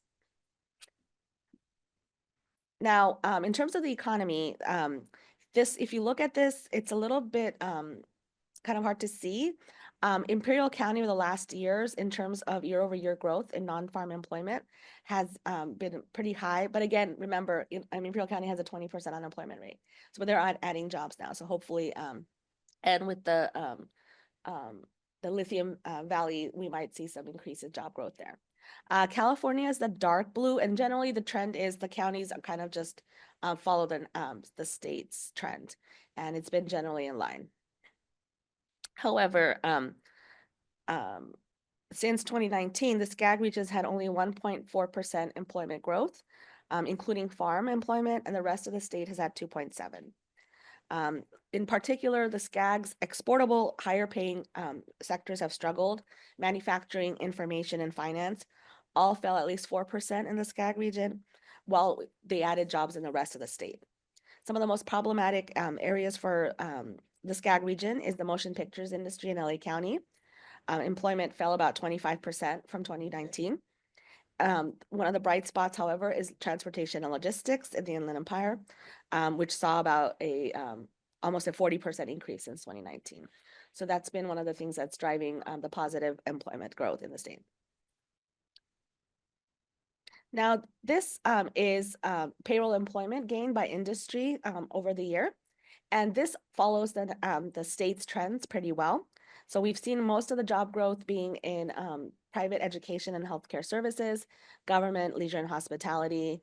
But you can see the red are some of our higher paying sectors have actually lost jobs over the year. And so one thing I did want to say is that most of the jobs were added in sectors that we consider to be low-wage sectors, only in the terms that they are paying less on average than the statewide average wage, which in 2022 was about $89,000. So we're adding jobs in the SCAG region, but they're paying less than the statewide average. So there's going to be some economic implications for that as well. High income earners drive our economy, and they have for the last several decades. For the state's revenues, about roughly 1% of the top earners contributed about 49% of state revenue. So incredibly important population cohort. The good news is that we are increasing the number of households that are making over $150,000. And it's been rising over the last several years. In 2015, households that made over 100,000 was about a third of all of the labor force, and now they're about half of our labor force. So we are seeing more people earning, but again, we all know California is a very high cost of living state. We're seeing fewer out of migration of lower earners. So we did, as Walter mentioned, we do have people leaving the state, and so we have fewer lower earners leaving the state. So economic considerations, they're significant to the state's budget. Their income does fluctuate. Again, concerns about workers leaving the state due to high living costs and economic stagnation. But SCAG region is still a relatively attractive location to live and work in. So the takeaways is, the new growth reality, we have high income educated workers that we would like to keep in the region and in California, but there are several reasons why they might be leaving the state. We are creating a revenue dependency on a smaller share of working individuals that can contribute to some economic stagnation. And we have a larger share of aging population that may strain our resources. So that's something to consider. The positives are we have growing educational attainment, which has positive impacts on future wages and standards of living. Immigrants are continuing to drive our labor force growth, particularly educated immigrants. We're looking at a changing economic landscape, such as the rise in experiential retail. And SCAG region in California continues to be a desirable place to live despite our high cost of living. Really quickly, I just want to say we'll be partnering with the Department of Transportation to provide county level forecasts, long run county level forecasts. So I'll be able to talk about each county specifically later on, and that should be available at this time next year. Thank you. Great, thank you. Now, Well, I'm enjoying this panel very much. It's right there. Ooh, wait a minute. It is a little sensitive. I gotta get used to this. Well, it's a pleasure to be here. Thank you, everybody. And I wanted to answer that question that's been raised already by a couple of people. Why do we still need housing growth when population growth is so low? And my team and I, my students and I have really been looking at this in different ways. We've got work in progress, and let me give you some a preview and some highlights of what we're finding out. So Alicia Cheng has co-produced this PowerPoint with me, and I appreciate all her help on that. So 3 questions. First, how does population growth get converted into growth of occupied housing units? Well, how do we look at that? How do we measure it? What is the process? And then, is low construction possibly a constraint on household growth? And it's built into the definition. I think we'll see that. And then finally, at the very end, I'll briefly look at the California exodus. Is it accelerating for renters and owners departing for other states? But here's about household growth. I mean, we use the headship rate concept, which is Census Bureau requires every household has one key reference person whose name is on the lease or on the mortgage. And it's one person per house. It's called the householder. And this is how we measure household formation. It's a proportion of the age group that has these key reference people. And so that's the technical definition. It's households per 100 people by age group. And it doesn't matter how old you are. And Beth Gerard's already introduced this idea that older people occupy more units. And you can see that in the total household headship of people over age 70. It's much higher than it is for people who are younger because they have smaller household sizes, unfortunately, because of mortality and other things. And maybe you live in alone even, but they still live in the big house, as you classically know. But our method here is to divide the householders by total population, and we can do that for renters separately than for owners. We developed this exhibit here to sort of show the distribution, and renters actually go down in probability as they get older than 30 or 35, while owners rise almost continuously, and you stack them together and you get total households. Now, I got a lot of data here. We fished out the ACS data, American Community Survey data, for every 5 years, and I want to actually compare California and the US. So we had to figure out some more data visualizations to get at that. This is just California first, and you see that it looks roughly the same every 5 years, and yet 2007 was really the peak of the bubble before the crash, and we had the highest headship then. And the black line there is showing 2017, which is about the bottom of the housing cycle, where we had the lowest formation rates, and it's been recovering since then. This isn't going to do it, this exhibit here, so we're going to have to try some other things. First, I want to show you the renters and owners separately. The dotted line is the 2007, and the red line is 2022, our current. Well, 2023 data isn't quite available in full detail yet, so we can't use that. But here's what we came up with. I want to first introduce, though, the question: could housing supply actually be constricting this household formation? The definition of a household is an occupied housing unit. If you don't have enough housing units, people can't reveal themselves as households. There's a cap. And there's evidence of that the Joint Center for Housing Studies featured in one of their reports recently. The top line here is showing number of completions of housing, including construction and mobile homes all together. And then the heavy blue line is the annual household growth. And usually you have household growth that's lower than the total supply. The total supply gives you a vacancy, it gives you room for people to move around, and it gives you room for people to move into housing. But for after 2010, the lines are totally on top of each other, meaning there's no room for expansion of households. They are capped by the supply that's available. And that's really quite a remarkable trend post Great Recession, and is really at the root of our crisis today. So that's the reality. Now, I don't know, could it be true in California too? Here's the US building permits each year. Multifamily is on top in light color and single family on the bottom. You see the cycle since 1970. The ups and downs are really volatile. They follow the Federal Reserve, and they move the interest rate. It has a big impact on housing.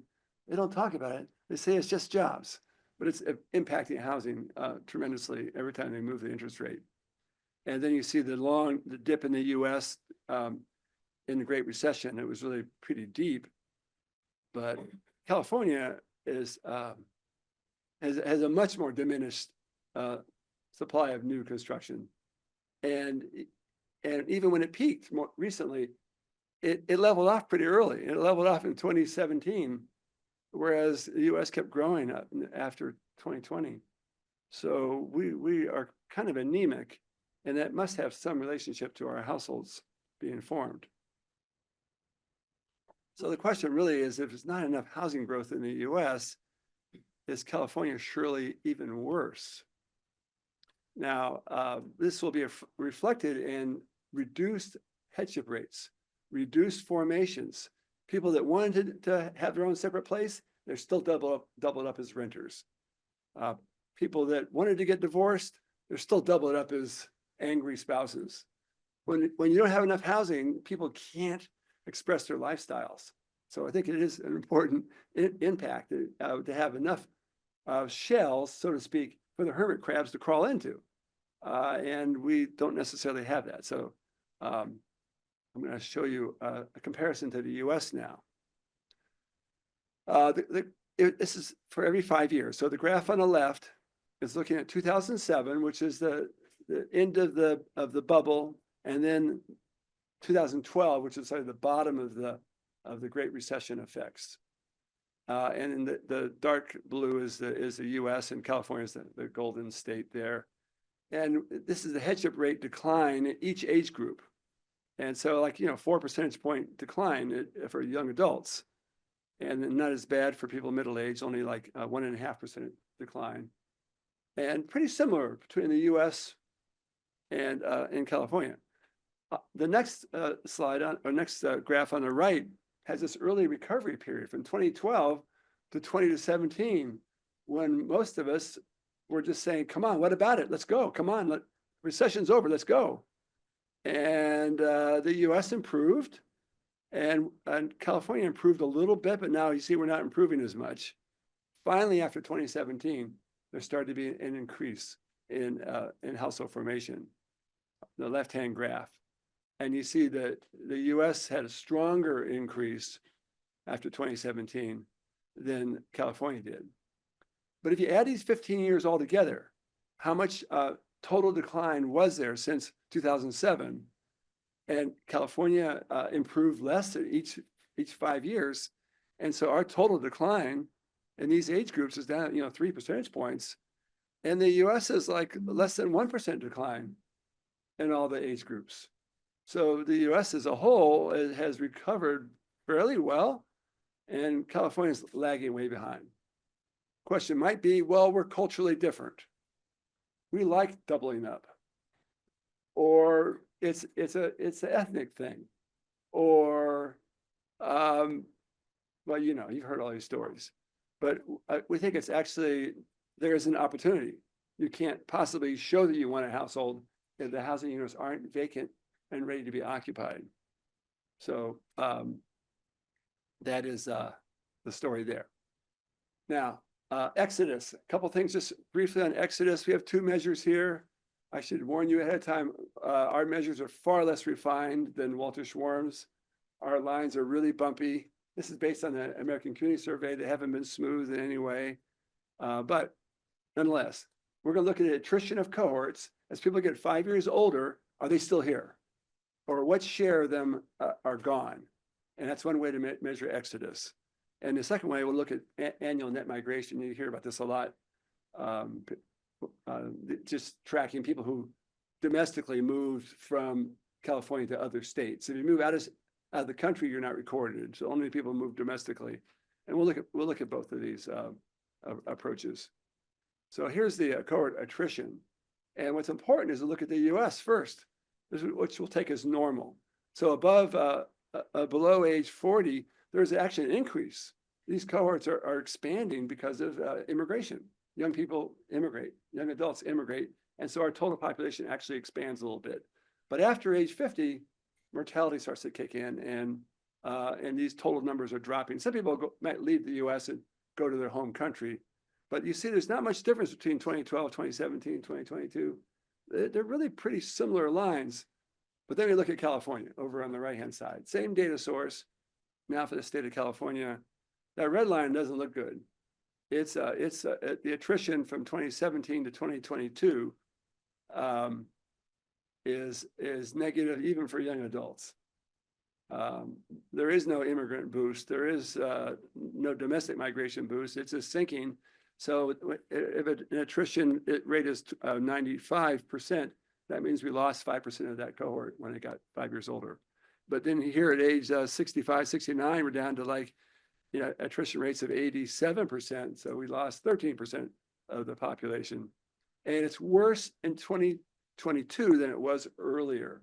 So there is a sign here of accelerating out migration from California when we compare it to the results for the US as a whole.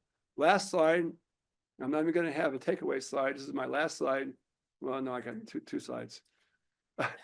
Net migration, and this is like looking from 2006 to 2022, and we put the age groups in here. Who's leaving? All the age groups are leaving in California, it seems like. In the boom period, they leave more rapidly, which you saw in 2006 and 2007. In the Great Recession, then they moved less. And right after the recession, we had a stagnant recovery. People froze in place. They didn't know where to go. And so you see no movement at all.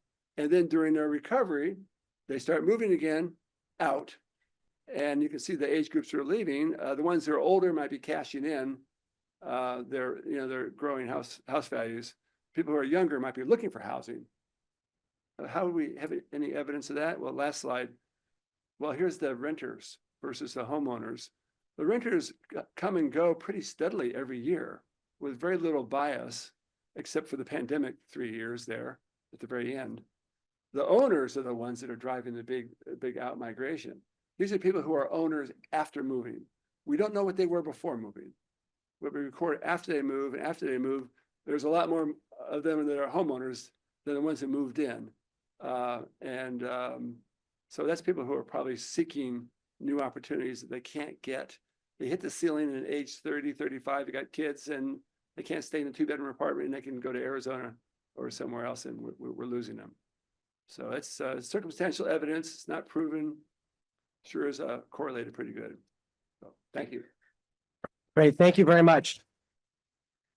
All right, so some excellent information to start with, and I want to kind of jump right into, and maybe we'll come back to housing, but maybe start with kind of Rachel and Samjita, and just I want to introduce two topics that we can talk about. One is the question of kind of industry growth and change, and then the other one's the implication on revenue, and they're related but a little bit different. And I think, and I'm very curious, actually, Rachel, for you to talk about the UK experience, so that's going to kind of come up a little bit as well. But I think one of the things we saw here is that different regions in California have different industry mixes, which have different income levels, which has an implication. But also Southern California, frankly, it's the largest metropolitan region in the country, MPO, largest MPO here at SCAG, but it's also a metropolitan region that includes both slower growing coastal and faster growing inland. And I think, as you pointed out in your data, some of that fast growth is in warehousing and logistics, an industry with low wages, but also an industry that might be facing automation. And so that kind of changed the job. So maybe I want to just start with that question to you, Samjita, and Rachel, I'm curious your thoughts as well. To what extent, as we look out, how might some of the industry mix issues shape future growth rates, recognizing Southern California sort of boomed and declined on the backs of aerospace and defense changes. Now there's been a boom in a part of the region on the backs of logistics, but with supply chain crises and the shift away from Asia and relocalization, could that be a risk? What does that do? And then Rachel, I'm curious how you've seen some of those factors in UK regions. So Samjita. Thanks, Egon. So what after the pandemic, we saw a lot of shift away from retail and into the warehousing and transportation and logistics. So a lot of the people who are already working in retail, they ended up getting jobs in that sector. So if there are changes with automation or anything in the future, we do expect that to shift maybe into another sector. We haven't really looked at it that much yet in terms of what sector. A lot of the job growth is in our population serving industries such as healthcare, local education, leisure and hospitality. So that is also dependent on the population, either the population that already lives in the region or like tourism that brings in people to be served. And so that I think is less dependent on anything that's happening externally, except for maybe international tourism. But it also has implications because, as I mentioned, with a growing share of older workers, we are also seeing a growing share of healthcare workers. That's been driving most of our employment growth, both in in the state as well in the SCAG region. And that's going to become something that's going to be increasingly affecting our ways to have our export oriented industries grow, or some of those other things go, if we have to have more people that are going to be supporting and taking care of our older family members and neighbors. So that's something to think about. Okay, great. So that's helpful. So some of the shifts may shift back. Rachel, sort of back to you on the question. I'm curious if you have a perspective on kind of the slower growing regions in the UK that you've looked at. Either A, what are some of the sources they've looked at to change the economic basis of them, but more actually really to what you focused on in your presentation on this question on focusing on quality and not quantity. How do you do that in a fiscally constrained world where there might be declining industries that had produced a lot of the revenue share? How does, from a local government or a state government or national government, begin to make sure that there are the resources to achieve the quality? You asked me an economics question, but I'm a demographer. But I hate to bring it back to demography, but I think everything comes back to demography. So one point that I would make is that if you look at the times when sectors grew, then you had certain age cohorts who were able to capitalize on that, and then they're set, right? And so some of this depends on like, what is there right now for people who come out of school at either 18 or 22 or 23? What are the sectors that are growing enough, and where are those sectors? Because that's where you would hope to find the match, right? And then, so the UK example often, I think, and this probably holds for the US, is that if you had places where like there's a lot of government employment, then that's going to be like the foundation. But that's for older people who came of age at a time when government was still hiring lots of people. And that, for a lot of places, is not the route to sort of a stable income that allows you to do all the things that you want to be able to do. In the UK, yeah, there's been a lot of economic transformation, but again, it's tied to demography, where for the longest time, what do you do when you're ready to start your life? You move to London, right? You move to London, you like get settled, and then you move out once you've formed a family, or, you know, like you're ready to graduate to you're ready to like next level adulthood. That has become really, really hard because it's become really expensive to be in London, right? London is like New York City. Probably there are similar stories in Los Angeles, but like, you know, crazy subdividers of bedrooms and people doing really weird stuff to try and make it work. So when the demographic processes break down and you're sort of out of sync with what's happening with economic transformation, I think things are extra bad. So I'm not going to be able to be as particular as you want, but what I would say is, of course, we need some kind of economic policy. We need to think about growth. You know, the sort of net zero transition in the UK is a big one that places are hoping to like attach their wagon to. And I'm sure that that's also the same in the US. And you want that to happen in places where you've got young people or people who need jobs, so that you sort of tie these two things together.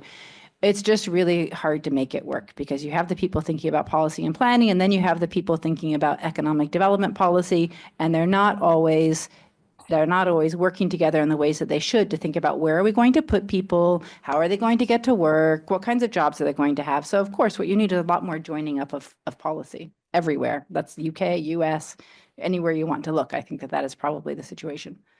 Demographic and economic development conferences together. So we're going to get questions from the audience, but maybe so if you have one, raise it. But maybe Dowell, to you on the housing question that you raised, have you seen people make the argument consistently that, hey, well, slowing down of population demand means less pressure on housing, which, yes, might mean we don't need to build as much housing, but actually makes things a little bit easier. Fewer strains on resources, fewer strains and increases in schools. And so the politics, the political economy of conversation around housing gets easier temporarily. How do you counteract that in the context of recognizing that there's both unmet demand, household formation that didn't happen, and this ongoing need to ensure that we actually have significant amount of housing for the population that's here now? Well, I think you need to have a generational conversation because the earlier cohorts are set. And one of the big problems with housing is that majority of all the voters in California are homeowners, like 70%. And it's going great. Especially if there's a shortage, then prices are rising. It's going great. So when it comes to housing affordability, nobody really wants that, except for newcomers, young people who are newcomers in the housing market who aren't set, and we're not making room for the younger generation. That's what the conversation has to be about, and it doesn't go that direction. So the YIMBYs, are a bunch of disaffected young people who are banding together. This is ridiculous. I can't get a place to live. And they're having an impact. And so California is trying to change things, but the big problem with housing, it's so long lasting. It's slow to get constructed, and it lasts for 80 years or more afterwards. And you can't just sort of flip a switch in the budget and all of a sudden get 3.5 million housing units. So it's a really long, it's like a demographic process because it's like a lifetime, and it accumulates. And so we're not thinking about it. We're thinking about it as a short run little problem. You can't deal with it in the short run. You know, you get elected in the short run so people can promise things. But I don't know. I'm not answering your question, am I? Well, no, I mean, I think the generational one is a key thing that I'm come back to. I want to see if there's any question that Rachel, yeah, jump in. Well, and I think that to a certain extent, we've been okay with this intergenerational like deal that's been made because you have a certain generation, say baby boomers and their kids are going to do okay. But we're soon going to transition to millennials who struggled to get their toehold in the first place, and their kids coming out. And that intergenerational bargain, I'm not sure that it's going to hold in the same way that we think that it would hold, right? I mean, I think for people whose parents own houses that have appreciated a whole bunch, you're making a little bit of a temporal, like future bargaining, like it's kind of stinks right now, but if I can just sit tight, the whole family unit is going to benefit for people whose families are in that situation. But a lot of millennials, they never got settled. And maybe even some Gen X people, I'm proudly Gen X. What does that look like for our kids when they come into the housing market? So there's not a rule of this intergenerational piece is really, really important. But it's not fixed. It's going to vary depending on what situation your parents were in. And maybe, Sanjita, actually a quick question for you about this, because the implication, if that home is 800,000, if someone needs to buy it, they need to have the income to be able to do it. And with these sort of generational shifts, but that then has massive implications on tax revenue, since the property tax that flows to the state and to the schools is such an important piece. How are you thinking about the revenue implications of these shifts? Yeah, so one of the things that we are thinking about is some of that lock-in effect that happened with historically low mortgage rates.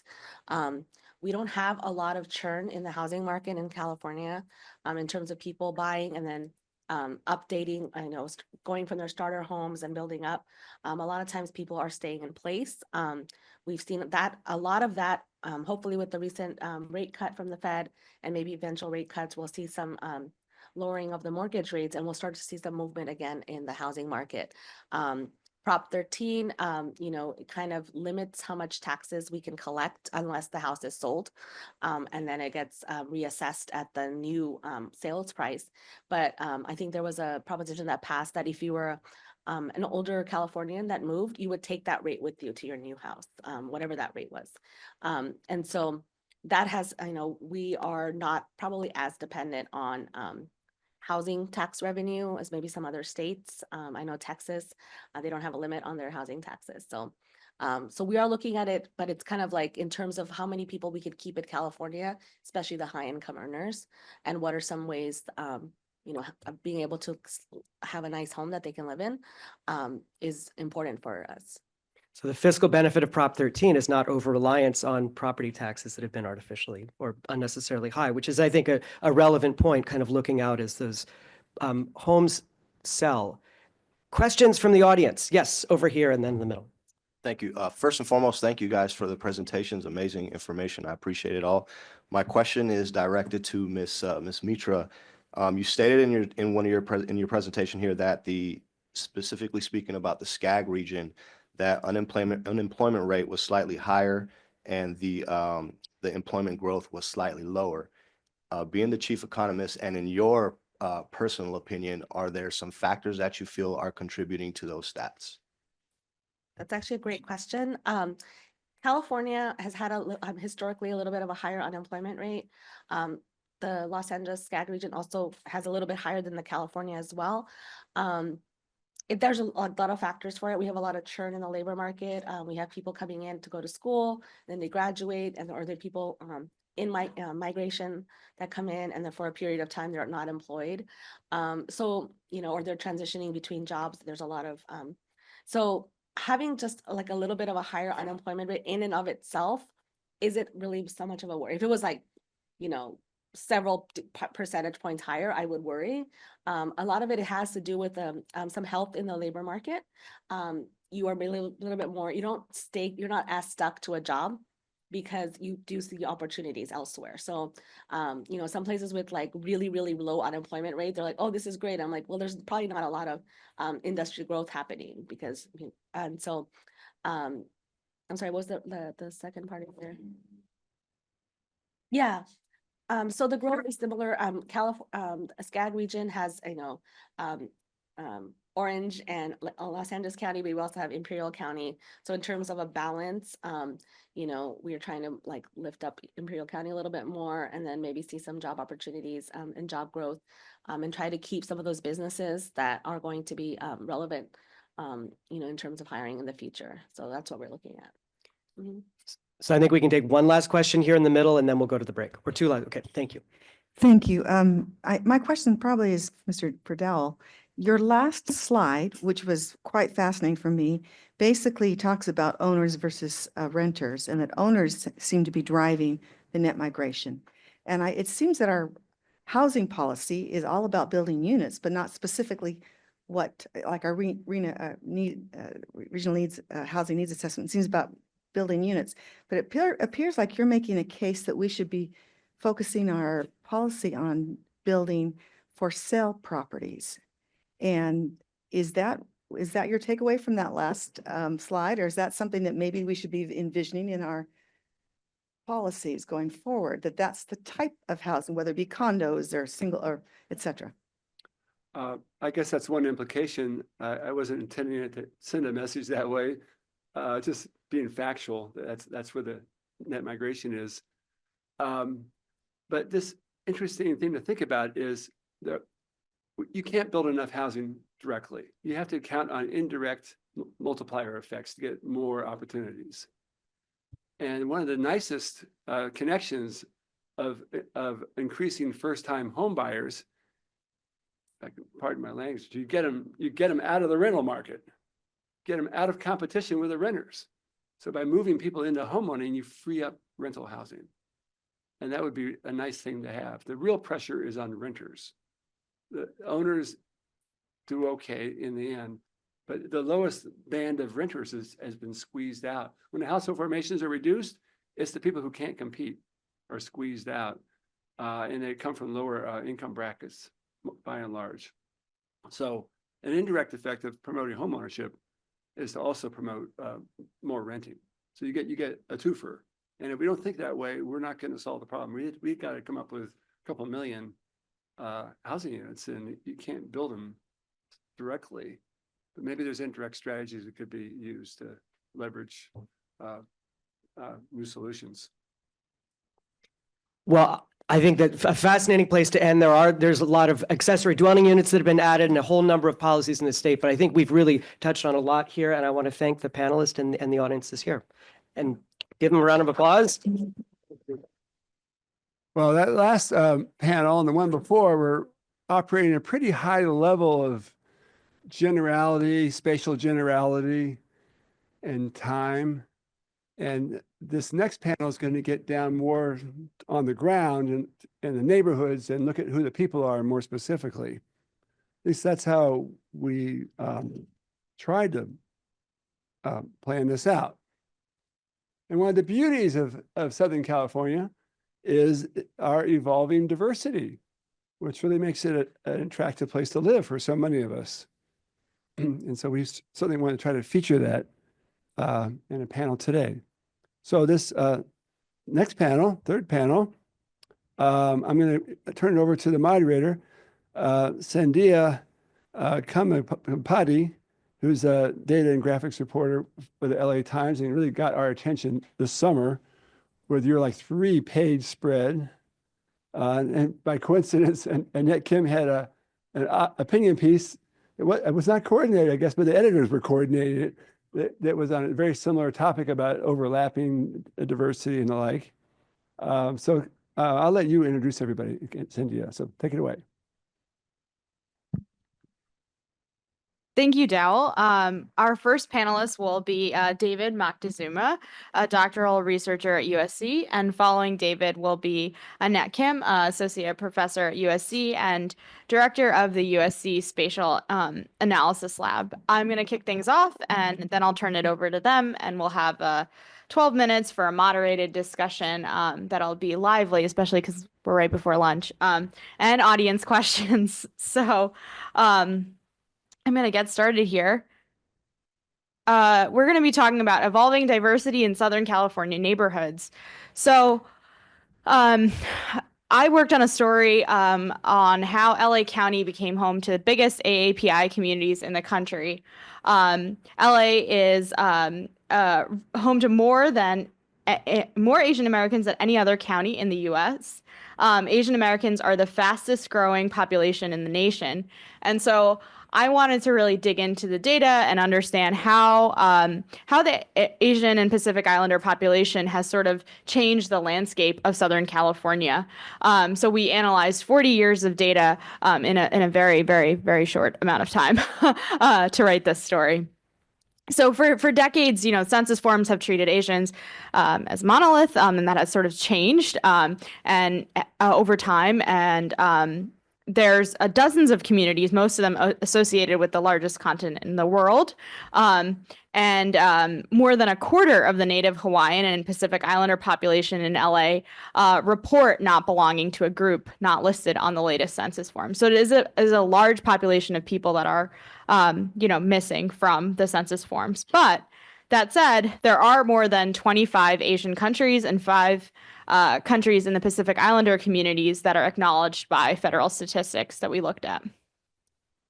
So these are some graphs that we put together. We can kind of see that within LA County, if you're familiar with the area, the San Gabriel Valley, it has a large Asian population, as well as San Fernando Valley, the harbor area, and where I'm from, South Bay area, closer to the beach. So there's been a large change from 1980 to 2022 over time, and they've outpaced the overall population growth. So looking at the LA County neighborhoods with the highest Asian populations in 1980, 2 were in the San Gabriel Valley, Alhambra and Monterey Park. And by 2022, the number of San Gabriel Valley places in the top ranking Asian neighborhoods had tripled. So this kind of shows you a little bit of the data that we might be looking at, Chinese population, Filipino population, and the Vietnamese population.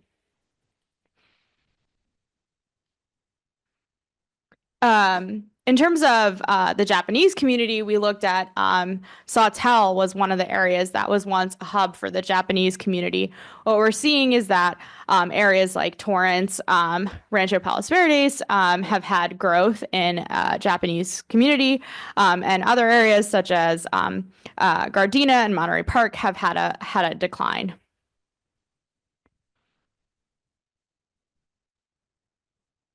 And we also looked at specifically the East Asian population since 1980. So in the South Bay, Asian communities are concentrated in Torrance, Gardena, Rancho Palos Verdes, and Redondo Beach. Torrance alone is home to more than 15,000 Japanese and 11,000 Koreans. There's also a large Indian population in both Torrance and Redondo Beach. And beyond LA, in San Diego is also home to a large Indian population, and Irvine as well. And the San Fernando Valley is home to a quarter of the South Asian population with about 125 people per square mile. So I wanted to leave more time for questions since I am a reporter. So at the end, we'll be taking those so you can kind of collect them. And yeah, we will. I'm going to pass it to David here. Thank you for that presentation, Cynthia. My name is David Flores Moctezuma, a PhD candidate at the University of Southern California. Today, I'll be talking to you about a neighborhood change in Los Angeles communities of colors from 2010 to 2020 census. This presentation is drawing on an analysis by Dr. Jo-Ying Lee from Seoul National University in a 4-part study from the Center for California Real Estate named Who Gets to Call California Home. And I would like to thank my co-authors on this project, Dr. Dowell Myers, Dr. Hojung Lee, and my fellow PhD candidate, Sunmoon Cho. So for this presentation, we're going to focus on two primary research questions, right? Who have slowly growing communities of colors in the LA area have shifted their neighborhood concentrations between the censuses of 2010 to 2020? And the second question, what other groups have been the most frequent replacements when existing communities decrease their concentrations in a specific neighborhood?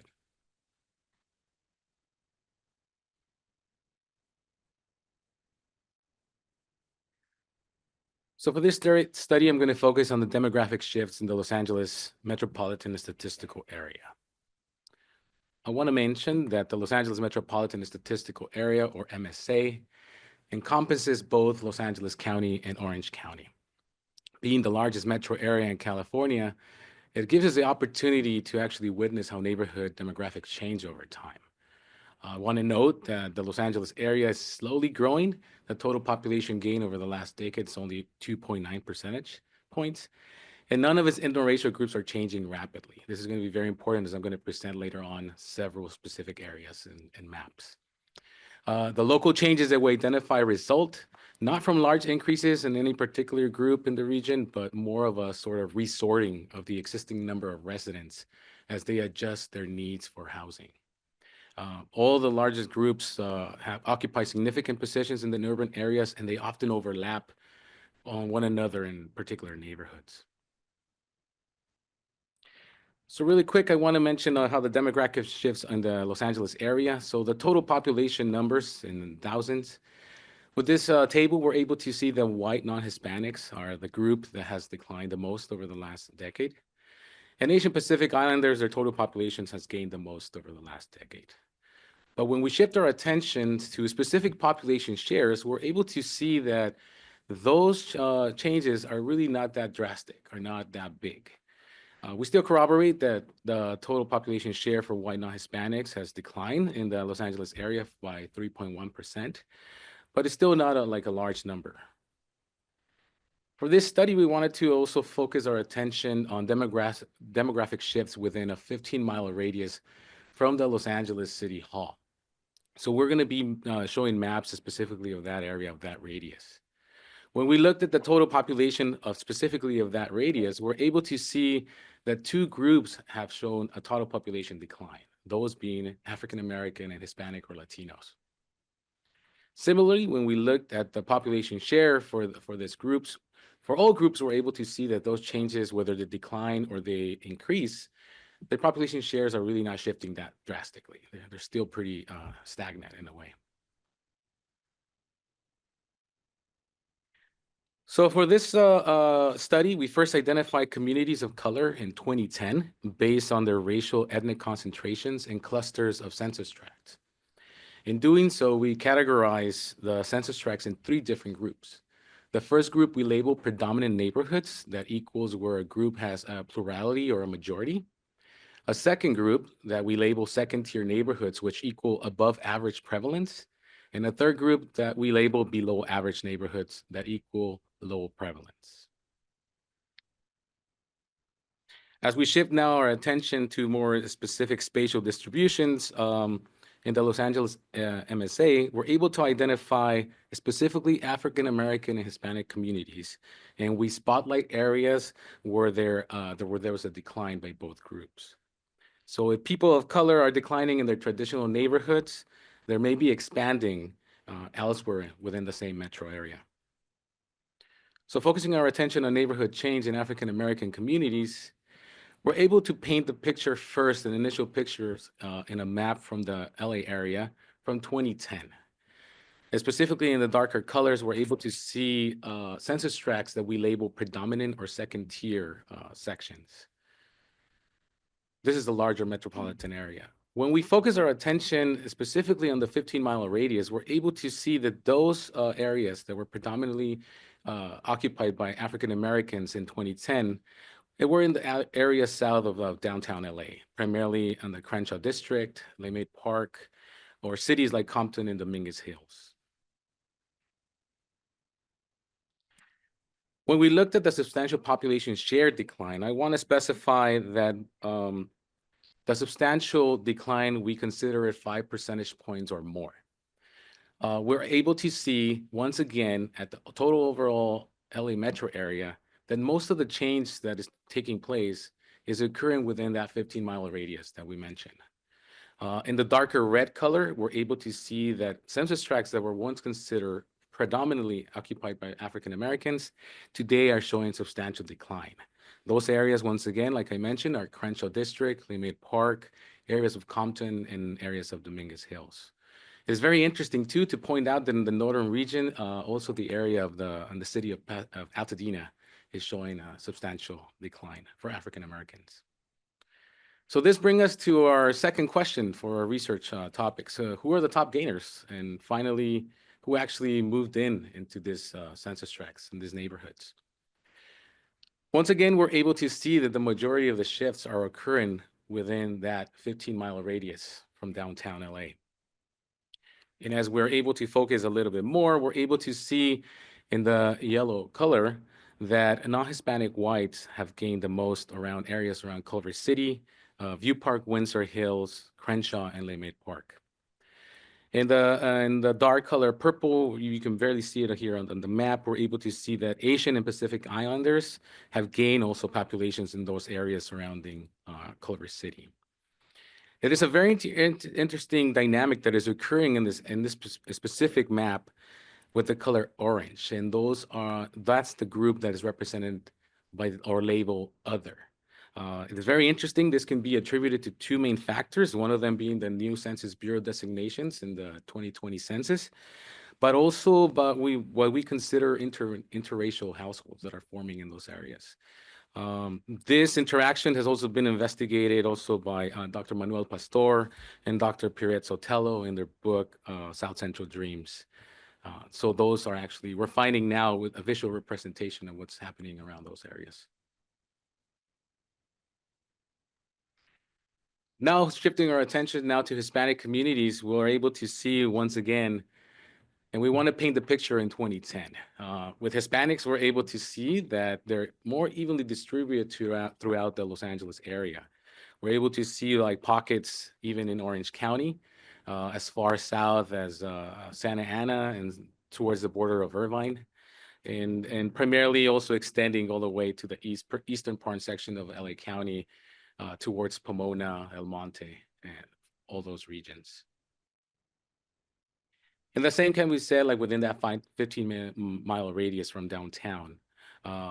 We're able to see even the Hispanics occupied almost 50% of those census tracts around that radius. When we see their population share decline in the Los Angeles area, we're able to see more clearly on the 15-mile radius, the areas that have shifted or where Hispanics have lost substantial decline within predominant or second tier designated census tracts. So in the map, we're able to see that those areas, primarily in the Northeast Los Angeles areas, like the area that encompasses Highland Park, Cypress Park, and El Sereno, have lost substantial decline for Hispanics, but also areas in downtown, Echo Park, Silver Lake, and Koreatown have also shown some decline. It's also very interesting that the areas in the east near Pomona or El Monte have also shown decline for Hispanic populations. We go back to our second question, who are the top gainers? Who moved in? And we're able to see the larger pictures. Well, Hispanics are still very dominant in the LA area. Within that 15-mile radius, we're able to finally see that the top gainers in the color yellow are non-Hispanic whites, primarily in the northeast section of Los Angeles, in the city of Los Angeles, but also in downtown, we're able to see the shifts happening there. And very interesting too, the Asian or Pacific Islanders have gained some populations in the eastern sections towards Pomona and El Monte regions. You can barely see it here on the map, but there's a couple of census tracts in the Norwalk area that also have shifted towards Asian and Pacific Islanders. And that's also a very interesting interaction that is taking place there. In summary, I want to mention and want to be clear, the metro area is still very slowly growing. Like I mentioned before, the population is only 2.9% over the last decade. And none of the ethno-racial groups is really changing that drastically, that rapidly. So these local area changes are not necessarily from large increases of any particular group, but they're more of a resorting of existing number of residents as people seek to adjust their housing needs. Hispanics still maintain a 44.6 share of the population, and is still the largest group in the metropolitan area. And often, as we saw on those maps, the groups often overlap from one another in specifically particular areas. I do want to mention something historically, as Hispanics populations are concentrated in the southern region of that 15-mile radius. We're able to see the changes primarily on the northern edge. That's where the interaction is taking place. So yes, Hispanics are losing in some areas, but they're also gaining, for example, in the southern region or Inglewood, for example. And it's interesting the dynamics how in 2010, when we saw those initial maps, second tier categories that we label for Hispanics are now the areas where Hispanics are gaining the most. So once again, communities are not sharply bounded. They're consistently moving and they're spreading over time. Thank you.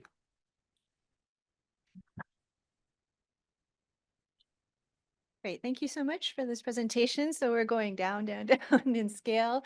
My name's Annette. I'm not a demographer. This is my first demography conference, but my research has been related. And so I'm really appreciative of my colleague, Dal Myers. We have interesting discussions and he invited me here. My project, I call Ethnicity, has been remapping race and ethnicity in the LA County region. And you know, I moved back 10 years ago and it was the first time getting into actually American data. And I kept noticing the way we talked about things, which is valuable, was often mapping race, often mapping residential data, and thinking of them as exclusive territories. And I'm originally from here. Coming back, I just kept seeing this other layer. And so what I've spent the last several years is generating a different kind of data, which I'm sharing with you today. And why I did it is because, you know, I actually work in housing as well. It's really important, the housing data that we've been seeing with residential census. But it was interesting that I kept seeing these same maps of the region. So this is the UVA racial dot map, you know, 5 racial categories and the territories. And then I saw the New York Times mapping segregation too, that there are these separate territories, and then Washington Post. And they were using the same kind of model for the whole nation. Meanwhile, you know, it's usually the kind of segregation indices. There's another kind of index, the exposure index that William Fry talks about in Diversity Explosion. And he noted that LA is different from other places. And that if you think of how often you will encounter a person of difference, it was much more mixed here. And that is something that I was interested in exploring more. And I also, you know, driving around LA, I was coming back home, but I was approaching it as a research subject now and exploring. You know, how do we have a sense of place here? I realized the signage speaks to me. We put up so many words about culture in our built environment. And I realized that could be data. I did a study of the official signs that LA City Council approved. They're a limited set, but I knew there are many more cultural neighborhoods. And so what I focused on was making data from the signage. And so it's called the linguistic landscape data. And I collected words from the built environment. And I think it's helpful to note that most of these signs are other kinds of land uses besides residential. They include a lot of commercial, but also community. organizations and institutional land uses, could be worship places, etc. So it's getting at a different layer than the census gets at.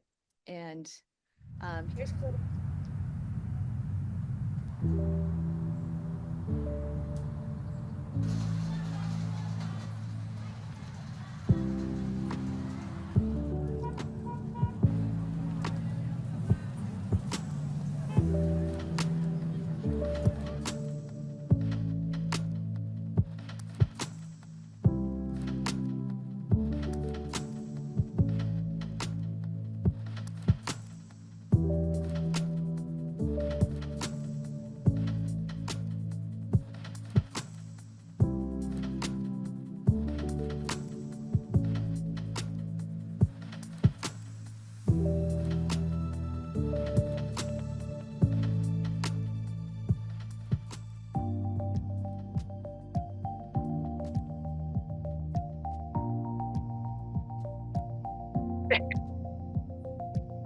idea, baby.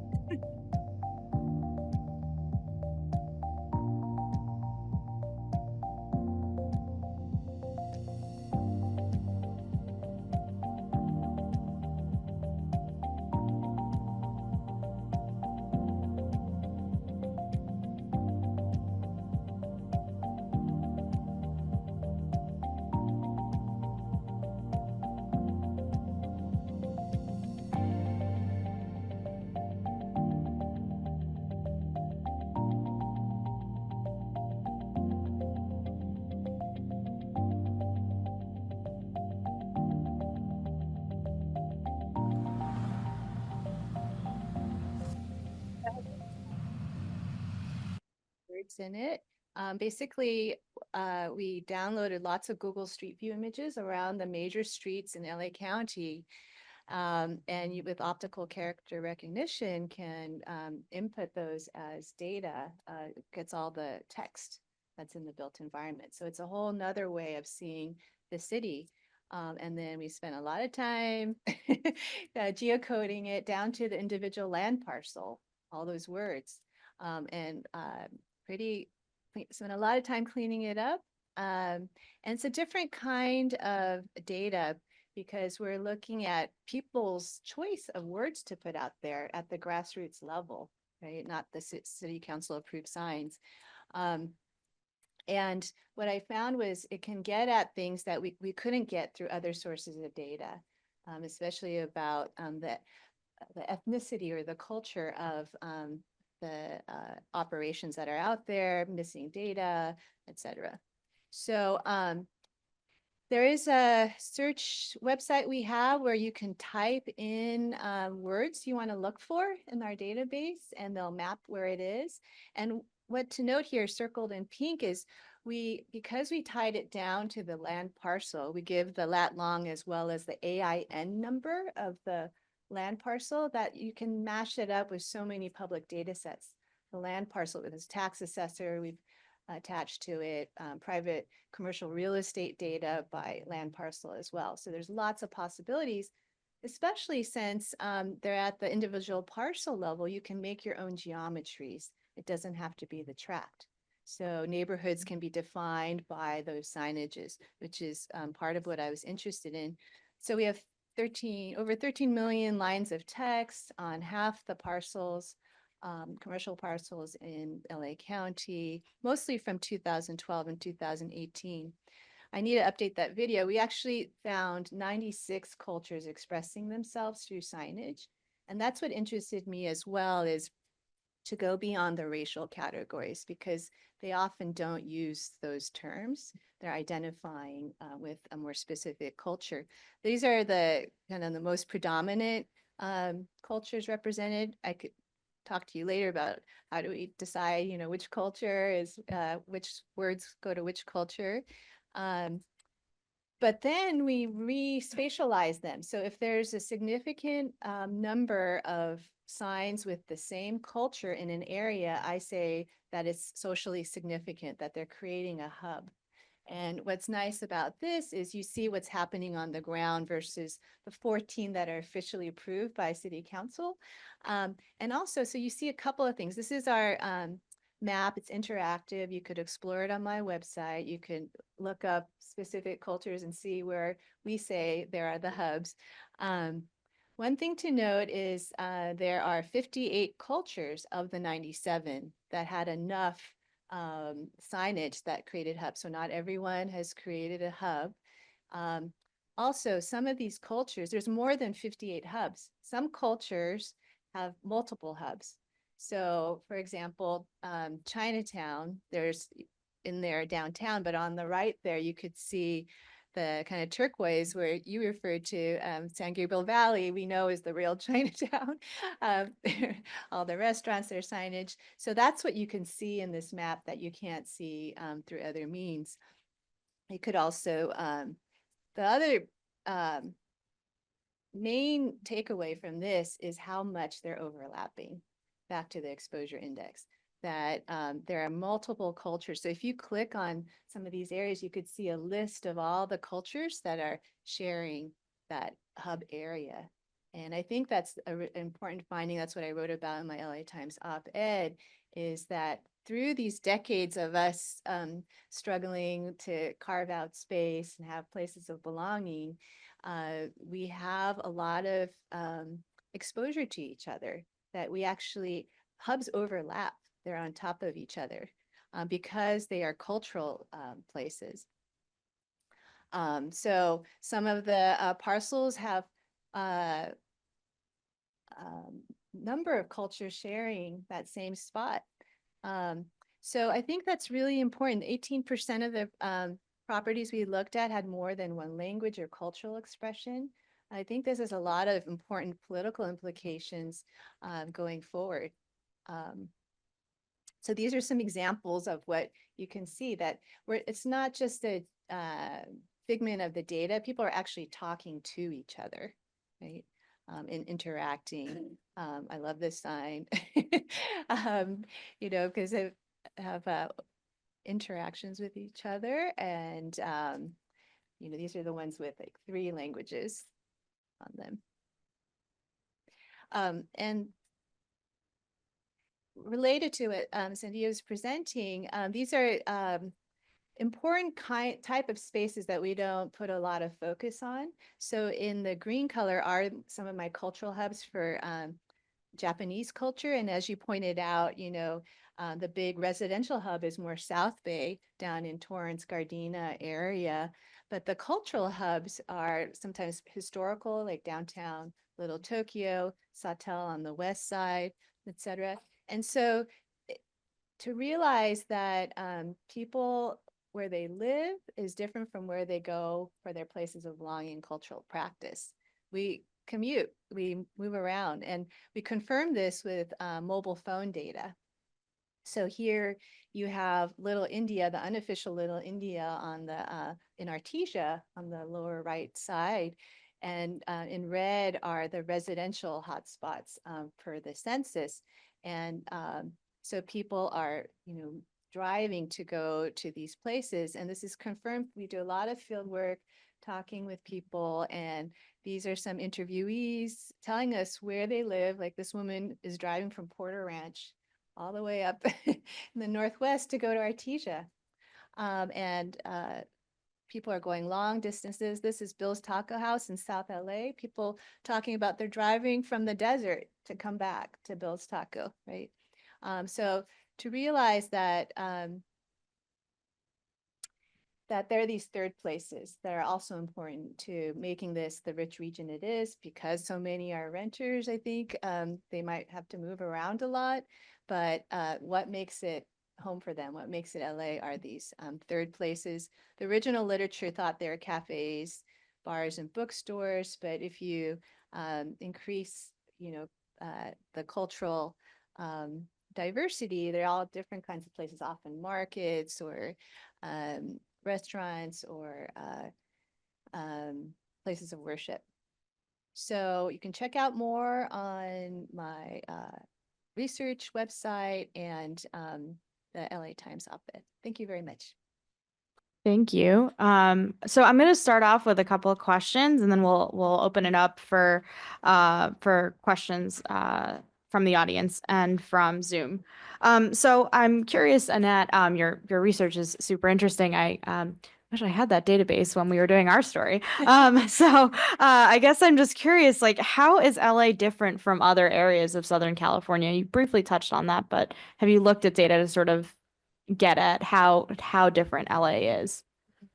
I mean, we're relying on other people who've studied other places because it took me so long just to do LA County. But I think it's this idea of it not being these exclusive territories. So I looked at other major cities in the United States, and the way they treat cultural places is different. They tend I was looking at New York. There seems to be more segregation, enclaveness, and then other places like Seattle, where it's like all the different cultures. You're an international district, and less of a specific place. We have large numbers of specific ethnicities here that can make their own places, which is, I think, what makes it amazing. And they get to a level of cultural practice that's more varied and deeper. And this openness, though, that you can see that there's this overlapping. And so I think, we had a lot of tension here in California, too, in the 80s and about these kinds of things that we're seeing in other parts of the nation. But I feel like we have evolved into, especially when you see the younger generation, of a facility to be familiar and have relationships or interactions. So there's this kind of more fluid, overlapping openness. And this data set, I am making it publicly available, and people have been using it, so I'd love to share it with you. Great, you might see a story about it, another story about it any time. So, David, could you tell me a little bit about, what you saw in South LA with your data that you looked at? Specifically in South LA, we're noticing at the beginning when we draw that picture in 2010 that specific neighborhoods, specifically with African Americans that were labeled predominant, they are losing some population in those areas. But we're also noticing that they're moving to other regions. So that would be, for an example where like they're staying within the metro area, but they're just shifting to another neighborhood. And the majority top gainers in that area are Hispanic populations. And most of it happens primarily on the French areas, right? Like where there was originally like an interaction. 10 years later, that's where the next group kind of comes in and gains a majority in that census tract specifically. And Annette, are you seeing something similar with the signs in South LA? Is there anything specific you can tell me about the signs in South LA and how they might have changed? Yes, luckily I had a doctoral student, African-American, who's doing his dissertation on Black-owned business, Matthew Miller. And so it was helpful to verify with his data set where he had a definitive list of who is the owner. And so we had to do a whole study of what are the words that signal that. They have to be unique enough to be different from other cultures. And it's really a sociolinguistics, So one of the most helpful words was soul food, for example, which is, not explicitly saying a culture, but it's in sociolinguistics, what it's kind of coding for. So this data set is from 2012, 2018, pre-pandemic. This is a view of what happened before the lockdown. So we need to update. Yeah. Going in the future. Yeah, no, for sure. So where are like the Latino people moving to? David, can you talk a little bit about that, a little bit more about that specifically? Well, within that 15-mile radius, they're gaining a lot of population in primarily South Central LA, right? So that's one of the regions, but they're also moving to other parts, primarily Riverside County and San Bernardino County. And we see their loss has primarily occur in the northern part, like in the northeast region of Los Angeles. But we see those shifts primarily happening. Mostly, we assume that it's because of like housing needs. They adjust their housing needs accordingly. And are you kind of seeing something similar in the sign data, looking at the Hispanic population, a lot of the signs are in Spanish, but does that necessarily mean it's a Hispanic area? Right. No, I mean, the name Los Angeles in California, right? Exactly. So that's always the difficult one with Spanish, like which ethnicity are we talking about?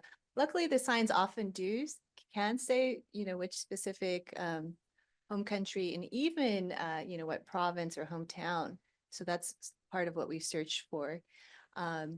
So we had to have a much higher threshold because there's so many signs in Spanish that to make it significant for LA when a large portion of the population is Latino, right? So whereas for a much smaller demographic group like Samoan, you had a lower threshold cutoff to make it significant that it existed, the signage.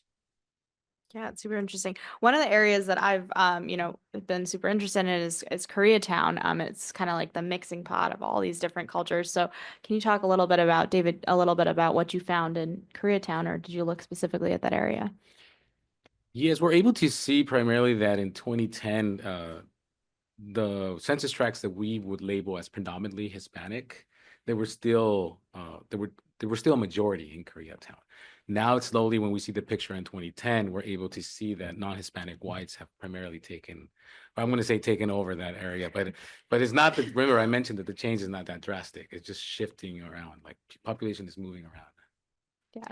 Yeah, I would add to answer your link it to the previous question that what we could see with our data is different types of cultural hubs. So some might have been historic and people don't actually live there anymore, the separation between residential and the cultural, but people still go back to it. So Koreatown is a great example. It's mostly Latino, but a lot of the businesses are still Korean and people are coming there for celebrations or activities.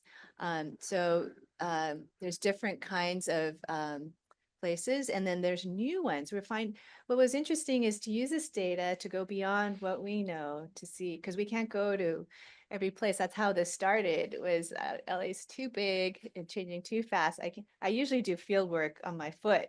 Like, there's no way to do this. So what was great is our data set found new hubs forming that I didn't know existed from the networks I know or my research assistants. So a lot in the valley in the Northwest. We're like, really? We didn't know there were new outposts out there. And there are from the signage. So that's what's helpful with this kind of larger data set. And something I've been curious about, is there one block in LA that was like, wow, how many different signs are there in that one block? Yeah, downtown is where I think a lot of cultural groups want to have a stake, a presence. So there's certain areas where I think there's like 10 groups listed there. That's amazing. I want to open it up for questions from the audience. Yeah. Yeah.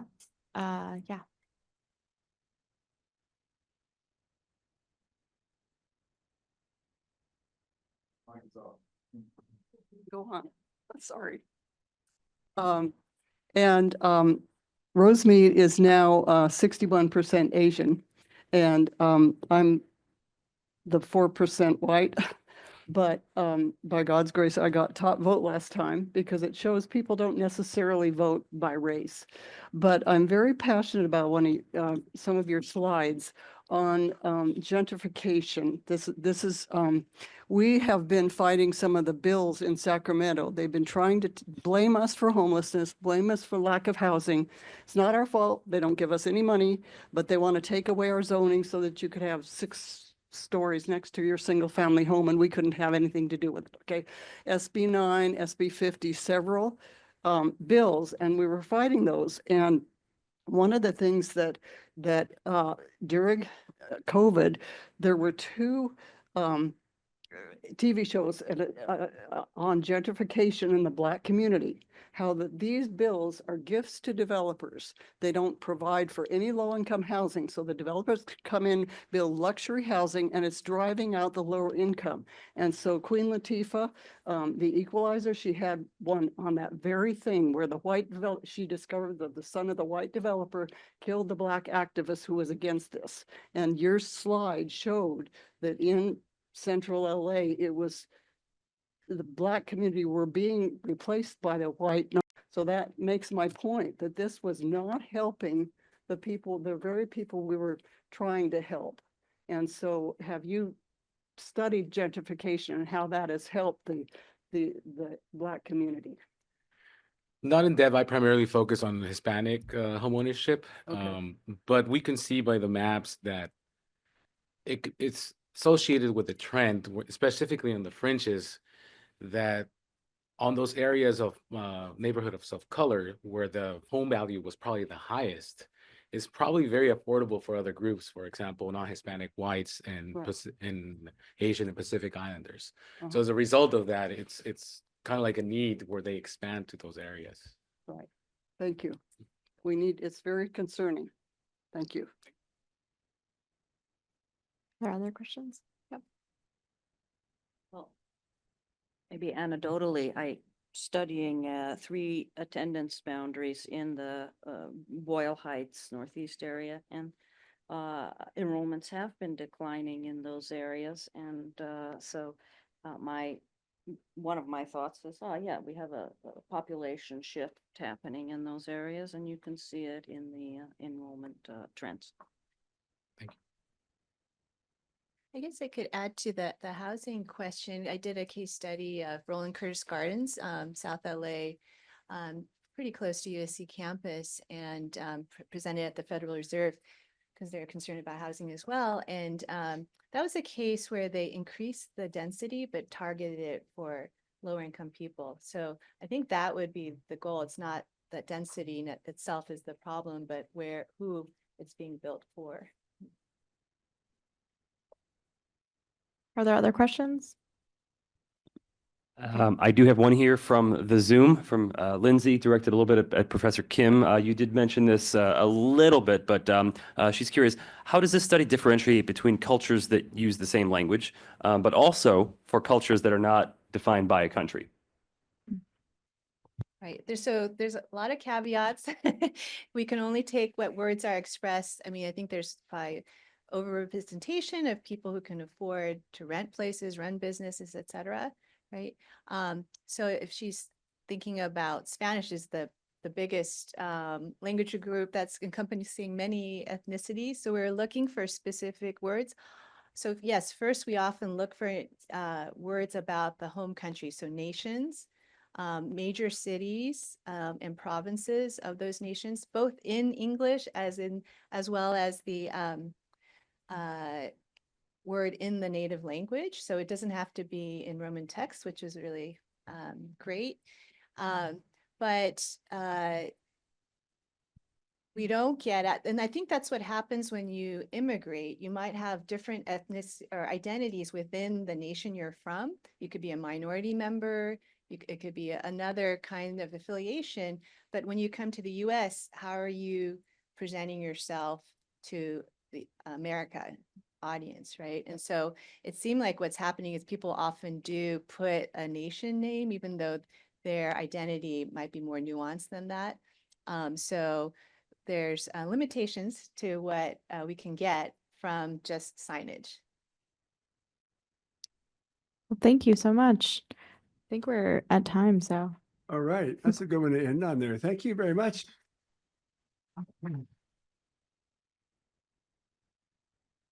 Oh boy, we have a lot more to go here yet. There's going to be a participant survey that's made available to everybody who's online or in the room here. I encourage you to fill this out. You can scan the QR code and share your results, share your thoughts, excuse me. We'll get the results of your thoughts. There's also, Echo Jung this morning showed the ACS report that was newly done and newly produced, and that's available also with its own QR code. That's available for anybody to get that you want. It's free. There's a lot in there. I haven't fully digested it all myself even. So we have more this afternoon yet to come. I think we'll start off with a short video from PPIC that they just produced this independently, but it's on our theme. And it's sort of designed for popular public audiences is only like 3 minutes. So that's the first thing we're going to look at. And then we will have the keynote, and after the keynote, we'll then go to the breakouts, which are breakout rooms for virtual attendees and breakouts down the hall for people who are here in downtown LA.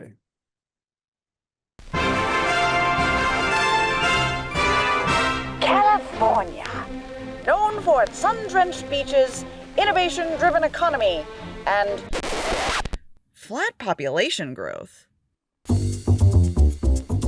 Historically a place of booming growth, California has entered uncharted territory, a population slowdown. How did we get here? And what might this mean for the state's future?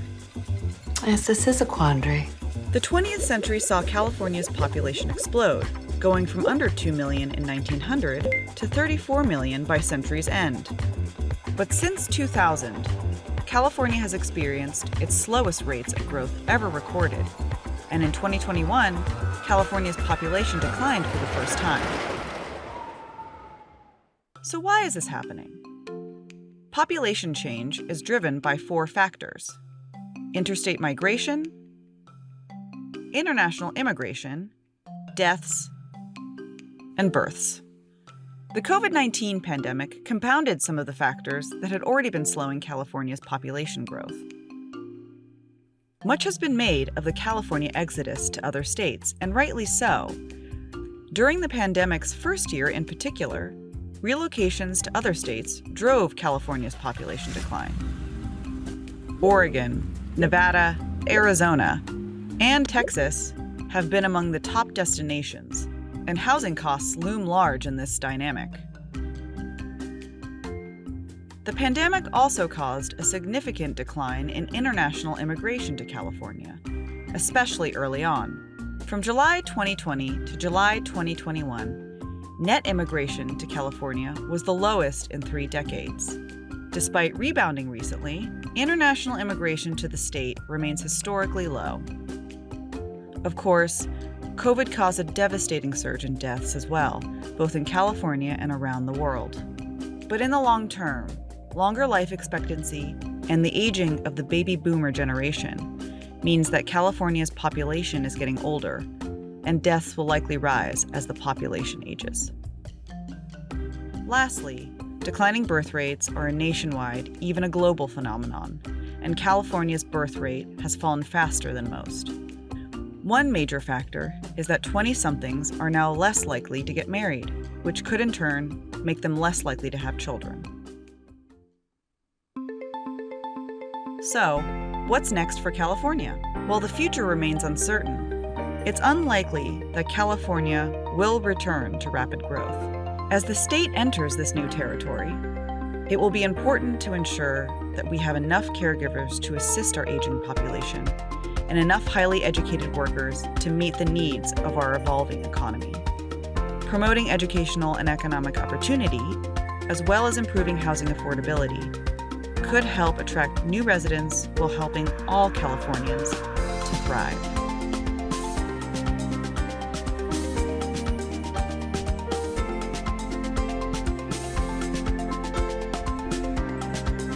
Thank the PPIC for allowing us to show their video that is produced a few months ago. And I think it's a worthwhile contribution. And maybe, Walter, you could get your graphs into their format and take the screeches out and play uplifting music like with hearts, the way Annette had in her video. Violin music. But it's my pleasure, great pleasure right now to introduce our keynote speaker. And Bill Fulton really doesn't require an introduction, but most people don't know the full man that he is, so I have to divulge some of that. Bill Fulton is an author of The Guide to California Planning, and how many editions is that now? 7th edition. And so it keeps changing. The Guide to California Planning. And he's also the publisher of the CPDR, Community Planning and Development Report. But he, in addition, he wrote The Reluctant Metropolis, about how hard it was to herd cats in Southern California, cats being 88 municipalities. He has been a city council member. He's been a mayor. He's been a planning director. And now he's an advisor to governments across America about how to spend their tax dollars. I think so. Before returning to California, he was the director of the Kinder Institute at Rice University, which is based in Houston. And it was a think tank for Houston. And they chose, of all people in America, they chose Bill Fulton to be their leader. So they came and got him. He's our local guy, but he is a national resource. So we gave him a tough assignment for his talk today, something about our theme. And we didn't tell him what to say, of course. We don't know what he's going to say, but it's going to be darn interesting. So I present to you Bill Fulton. Thank you for having me today. I want to say two things. One is I want to thank Dowell for I want to thank Dowell for keeping the flame going on this topic over the last really 35 years in Southern California. Dowell and I have known each other since either of us moved to California, actually, which is a long time ago. But I think he deserves a lot of credit for during the years when this didn't seem so important, and now it does. I also was reflecting, back a long time ago, I used to teach land use planning to Caltrans planners through UC Davis Extension, and I remember the day I met this bright young guy named Kami Ajize. And as part of that class, Kami got a copy of Guide to California Planning, which is, I'm sure that's how you learned everything you know about planning in California, right, Kami? Dow mentioned my years in Texas. I want to frame this partly by saying part of my perspective on this is that I grew up in upstate New York in the 1960s and 70s when no one ever expected population growth would ever end. And all of a sudden it did. And the bottom fell out of the economy. New York City went bankrupt, et cetera. And I spent 9 years living in Houston, in Texas, where no one believes population growth will ever end. So I've been on all sides of this, which I think is a pretty interesting way to look at it. And I don't have to repeat this, but I'll just say it. California has stopped, quote unquote, growing. But what that means is that our population growth has stagnated. And as you heard this morning from everybody, it might go up marginally in the future in both California and the Skag region, but probably not a lot. It's a completely new era. And I think the thing to understand here is growth is not a monolith. What I've always observed is that there's 3 different types of growth. And in a high population growth situation, such as we've had in California for the last, 170 years, we've tended to conflate them. And in order to face the challenges of the future, we have to figure out how to disentangle them.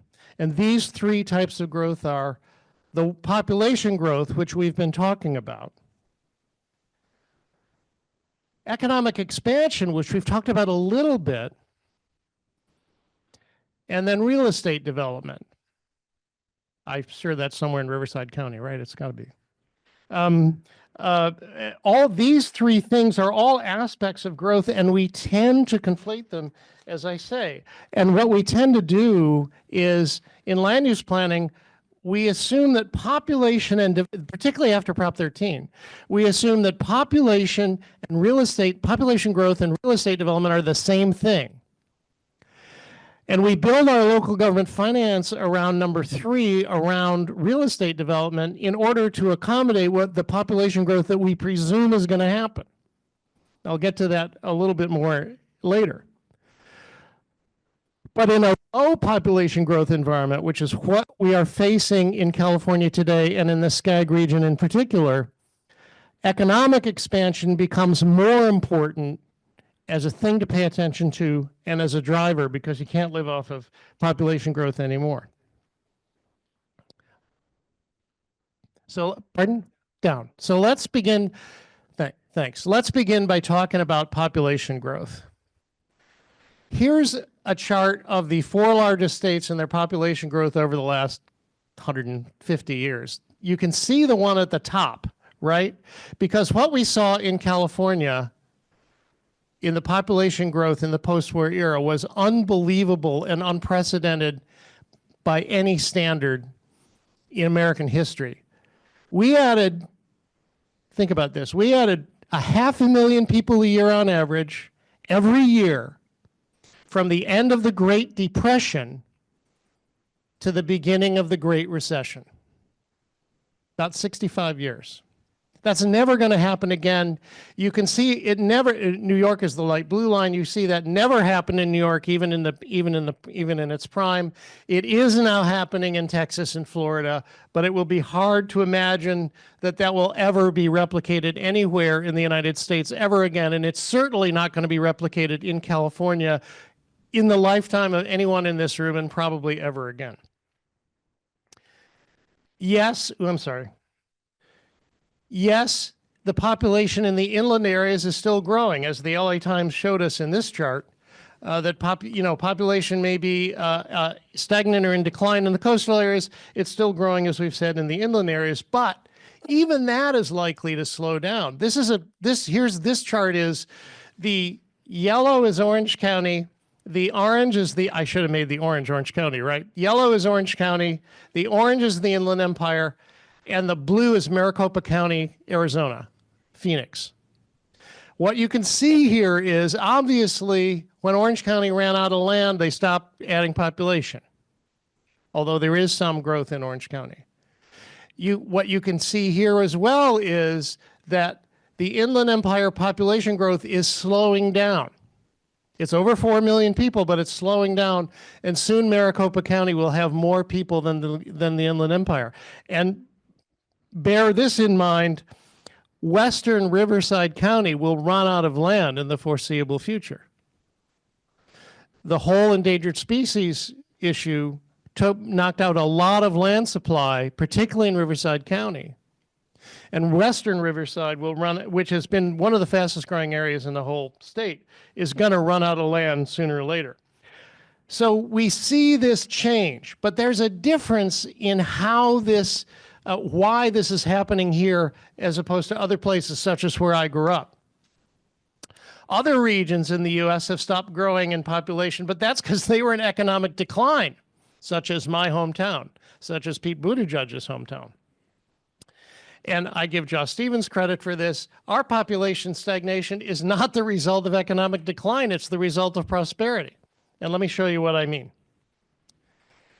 I lived in Texas for 9 years. I got fascinated by the migration patterns between California and Texas. When I moved back, I assumed that United Van Lines would pay me to move my stuff back to California. This turned out not to be true, because here's an interesting thing. The number of people moving from Texas to California has not changed, but the number of people moving from Texas to California has gone up. Here's the relationship between migration from California to Texas and the difference between the two states in annual job growth. There's not much of a relationship. This got skewed by COVID, obviously. There's not much of a relationship. And for those of you who are regression nerds, the R-squared on this is really low. Here's a chart showing the migration from California to Texas and California median home price. This is a much stronger relationship. People have moved from California to Texas because home prices in California are high. For the regression nerds, the R-squared on this is really high. And I didn't put this in, but actually the R-squared on the relationship between migration from California to Texas and Texas housing production is even higher, strangely enough. So, at least in California as a whole, although I think there's some differences between California as a whole and the SCAG region, as we mentioned this morning, we have the economy The question is, how do we use it and what do we do about it in order to govern our region and in order to govern our state? So let's talk about economic expansion. This is just a little chart I put together to show you what I see as the relationship between population growth and wealth expansion. A place like Las Vegas traditionally has lived off of population growth and really has not seen their wealth grow that much. It's changing now, but traditionally. LA historically had both high population growth and high wealth expansion. But if you look at this little quadrant, the important thing to understand is that LA is now in a Pittsburgh situation. You don't have population growth anymore, but you've got to expand your wealth as Pittsburgh has done in order to sustain the region economically and in order to sustain the region culturally and overall. Let me show you an example of what I mean and why this is so important. Here's the population and GDP change in California as a whole over the last approximately 20 years. The orange is the GDP, the yellow is the population. Looks pretty good, right? We're actually doing okay. Statewide, population not going up that much, but GDP going up a lot. This is New York in the same period of time. No population growth, very significant GDP growth. In fact, GDP grew faster in New York State with no population growth during this period than it grew in California with population growth during this period. And this is the lesson.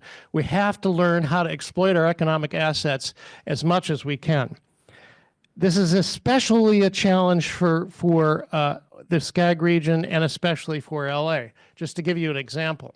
I often use Pittsburgh as an example. What this is a chart of is, this shows you the per capita GDP growth in Metro LA, which is just LA in orange, the MSA, and Metro Pittsburgh over this 5-year period. And what you can see is, on a per capita GDP basis, and neither of these places grew in population during this time. On a per capita GDP basis, Pittsburgh grew much better than LA. Now, there's a lot of differences between Pittsburgh and LA, right? For one thing, Pittsburgh is 1/10 the size. So therefore, an individual institution such as Carnegie Mellon, which has been the primary driver of Pittsburgh's economic growth, can make a much bigger difference. Also, Pittsburgh has not had persistent poverty the way LA has. But the point, I want to make the overall point, that in order to survive in the future, the SCAG region and LA and Orange County in particular have to focus on GDP growth, have to focus on economic expansion, and can't focus as much on this relationship, this presumed relationship between population growth and real estate development, because that, as I'm about to show, that doesn't work anymore. 46 years ago, we passed Prop 13. That still drives everything about local government finance in this state, everything. One of the things that astonished me about Texas, this is a map of property, how high property taxes are in each state. The lighter the color, the lower the property tax. You notice that big red thing down in the southern middle part of the country? Property taxes in Texas, I discovered when I lived there, are really high. They have no income tax, right? You get the money from somewhere. California, for the last 46 years, has had incredible restraint on property taxes. That has driven a whole different philosophy than we ever saw in California or the United States before, which is growth must pay for itself, and then some. I was talking the other day to the planning director of an enormously large proposed new town in the outskirts of the Bay Area, which will remain nameless. And I said, you know, the philosophy in California, which is something, a challenge he faces, is that growth must pay for itself. And he said, no, no, no, no. The philosophy of the average person in California is that growth must pay for 200% of itself. Growth must pay for itself and also for me. And traditionally, the way we have done that over the last 40 years in California is the use of development agreements, a contractual relationship between developers and local governments in which developers agree to pay more than their fair share of infrastructure, which otherwise would be unconstitutional, in exchange for more certainty in getting their entitlements. Growth must pay for itself and then some. That's the post-Prop 13 philosophy. That philosophy is about as deeply embedded in the DNA of California today as anything that I can think of that we would talk about today. And not surprisingly, California developers currently pay at least $1 billion in impact fees per year. That's at least. It's probably more like 1.5 to 2 billion. So in this whole real estate development system where we're trying to make sure that housing is affordable to everybody, somebody, sometimes it's the developers, sometimes it's the home buyers, somebody is paying $1 to $2 billion a year in impact fees. I'm sorry, I just dropped my clicker, so I'm going to have to go down and pick it up because I got behind in what I was doing here. But the point is, thank you, Kevin. The point is that because growth must pay for itself, we see the newcomers paying more and more, not just for themselves, but for all of us as well. But how does growth pay for itself if this is what growth looks like over the next 25 years? And how can we, or should we even try to maintain our public infrastructure? This is the projected K-12 enrollment in California over the next 25 years, 20 years. In Santa Monica, Malibu Unified alone, enrollment has gone down 15% since the beginning of COVID. Now, there's a bunch of reasons for that, right? Homeschooling, private schools, and so forth. But the trend is clear. Newport Mesa has gone down 10%. So what happens when all the schools are in Santa Monica and all the kids are in Banning? Which is what's going to happen, right? The kids will be in Banning because Western Riverside will have filled up. They're going to have to build a lot of schools. And in the coastal areas, you're going to have a lot of empty schools. That's the future of California. What are how are you going to approach that? And the other important thing to understand about using real estate development to try to solve population growth problems is that when population growth slows down, this tight relationship between population growth and housing development is broken. It breaks. So this is a chart of population change in new housing units in California from 1989, which was probably the first year you put on this conference, right, Dal? Or so, and 2022. And you can see that population growth was a leading indicator of housing development, right? Up until the end of the Great Recession. Since the end of the Great Recession, there has been no relationship between population growth and housing development. Housing development lagged behind population growth all through the teens, and now for a variety of reasons, housing development is ahead of population growth. And it may well be that housing development will be ahead of population growth for a while if the state's policies to try to drive more housing production actually do so. But the larger point is, look on the left-hand side of this chart, you see those two lines, one's following the other. Look at the right-hand side of the chart, there's no relationship whatsoever. So the idea that somehow or other you're going to solve population growth problems with impact fees is simply not going to work. And this is the recent past This is the future. This is population change in new housing units in New York State over the same period of time. There is no relationship whatsoever. I mean, none. There is no relationship there.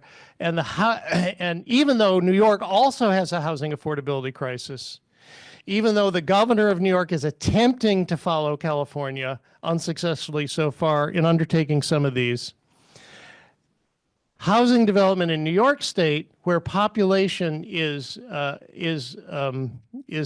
population growth is almost non-existent, it spikes now and then, is much more dependent on the underlying market factors like interest rates, because there's no population growth to drive it.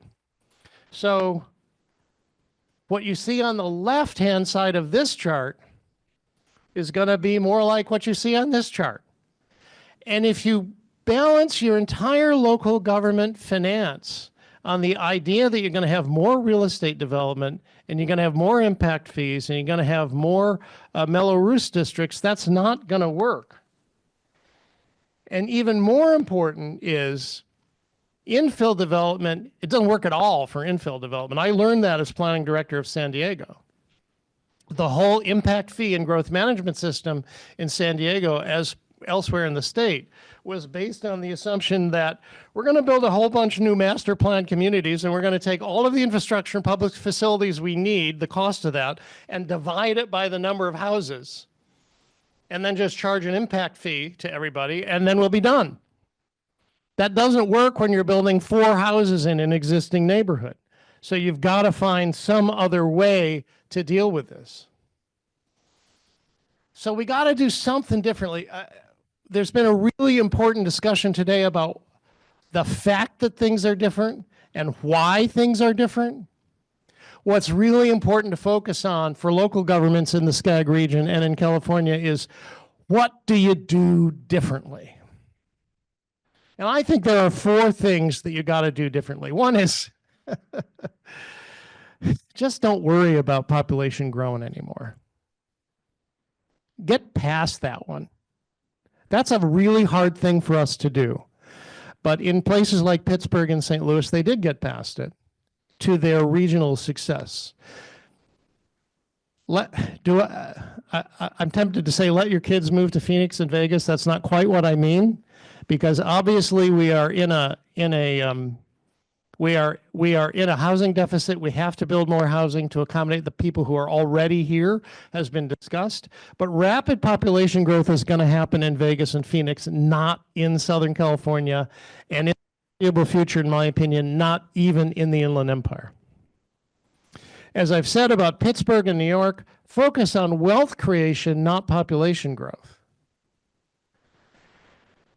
And you can't live off and do real estate development anymore. I can remember on one of my visits back to upstate New York, maybe 15 years ago, this is a region that has not had any population growth or any economic growth in my lifetime. And one of the counties there started talking about imposing impact fees.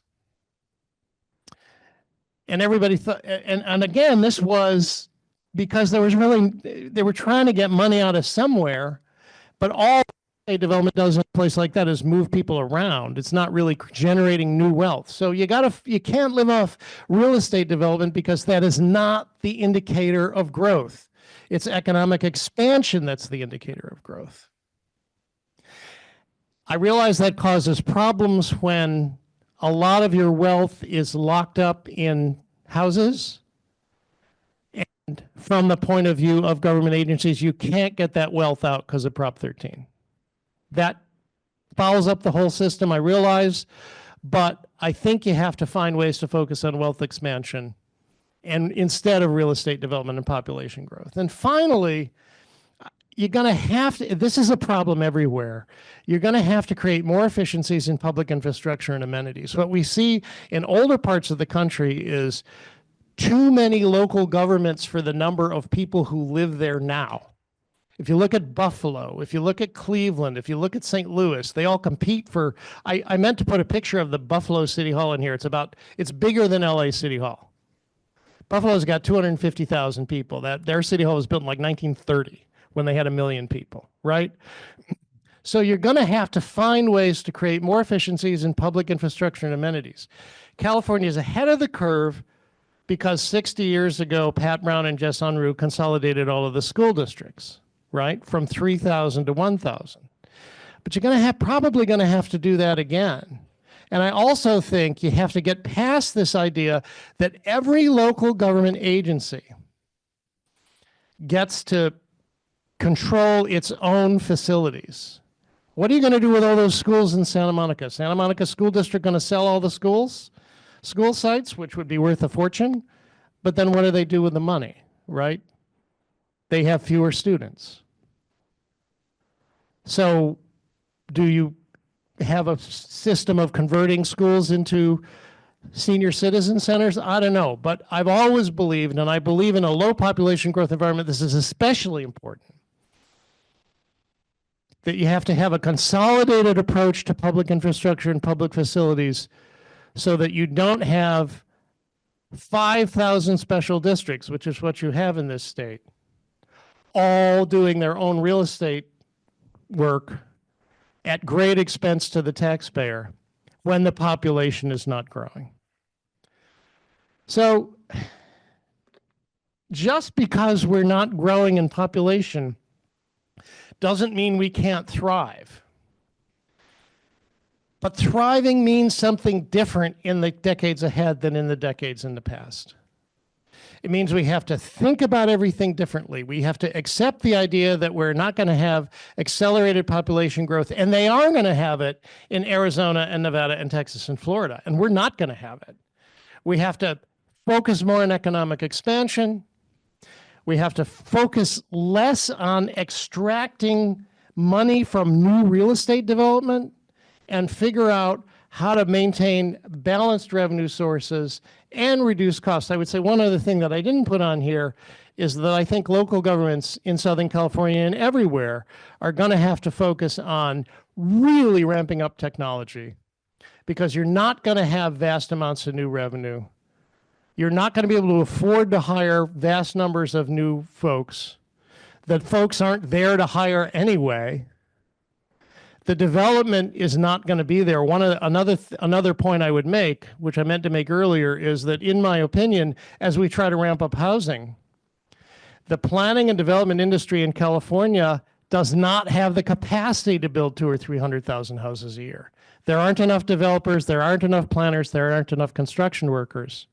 So everybody's going to have to get more efficient. Local governments are going to have to turn to technology in order to defray the pension cost and deal with the fact that you're not going to have as many people available to you in your workforce. So it's a completely, I guess my point is, it's a completely different mindset that we've never seen in Southern California before, ever. And it's going to require a big shift mentally and financially in all of our brains. Usually when I give a keynote speech around this time, I look at my watch and I say, well, I have to go to the airport, good luck. But I'm back in Southern California now. I'm here with you, and I'm really excited over the next few years to work with all of you to try to figure out this transition and make it work for the good of the SCAG region. Thanks. And I know it's question time. Kevin, as you may know, I'm visually impaired. I can't see everybody. So if you see, Kevin, could you call on the questioners, please? All right, I've got Mary first, and then at the end for a second over there. Hi, I have a question. You brought up Prop 13, which is a very good item to consider when we're talking about building wealth. How does the splitting of the roles between commercial and residential properties fit into what you're talking about? Particularly because I think there's a lot of pent up value in the commercial properties. Yes. And we can still keep residential. And then how about progressive taxation? I mean, if you're talking about building wealth, don't we need a progressive tax model? Thank you. Yes. One of the risks of focusing on wealth expansion, of course, is seen at the state level, which is the vast change because wealth is taxed differently than income, right? We see this vast fluctuation in the state budget. If there was some way to even that out, I think that would be useful. I do think, like you say, that there is a lot of potential for split roll. I think it's possible to pass a split roll constitutional amendment. You'd have to overcome a lot of business opposition to that. You'd have to overcome the Business Properties Association, right? But I think one of the biggest problems that you see. What? Oh, split roll meaning commercial property would be taxed at assessed market rates, whereas residential property would still be taxed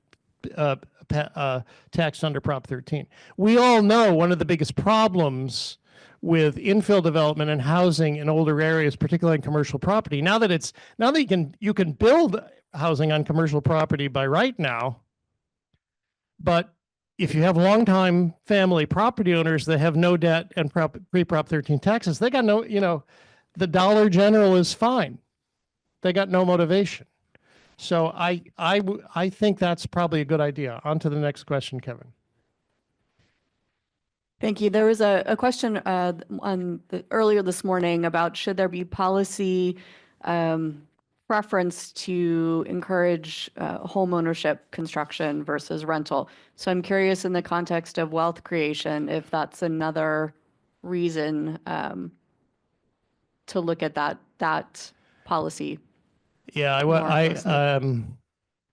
boy, that I could wade into that all afternoon. I will say two things. One is I think Dell's point about putting people into homeownership and taking pressure off of renters is a good point.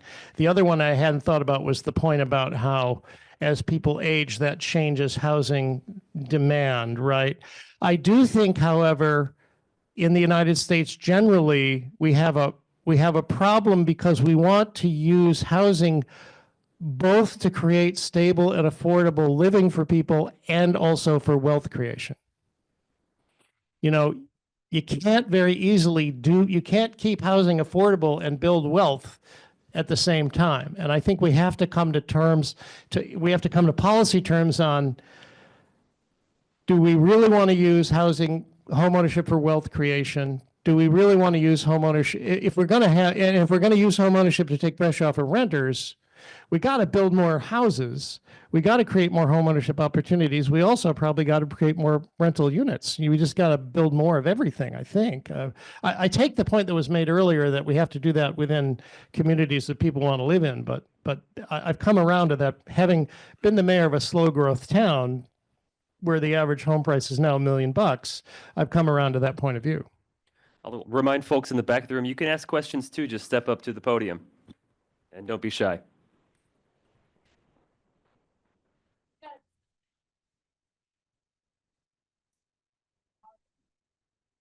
I think that this is the social housing question, right? I really struggle with that. And as many of you know, I'm a fellow at the Turner Center, and Ben Metcalf, the head of the Turner Center, wrote a blog the other day in which he came out in favor of an aggressive approach to social housing, Italy style. I still hesitate for several reasons. One is for most of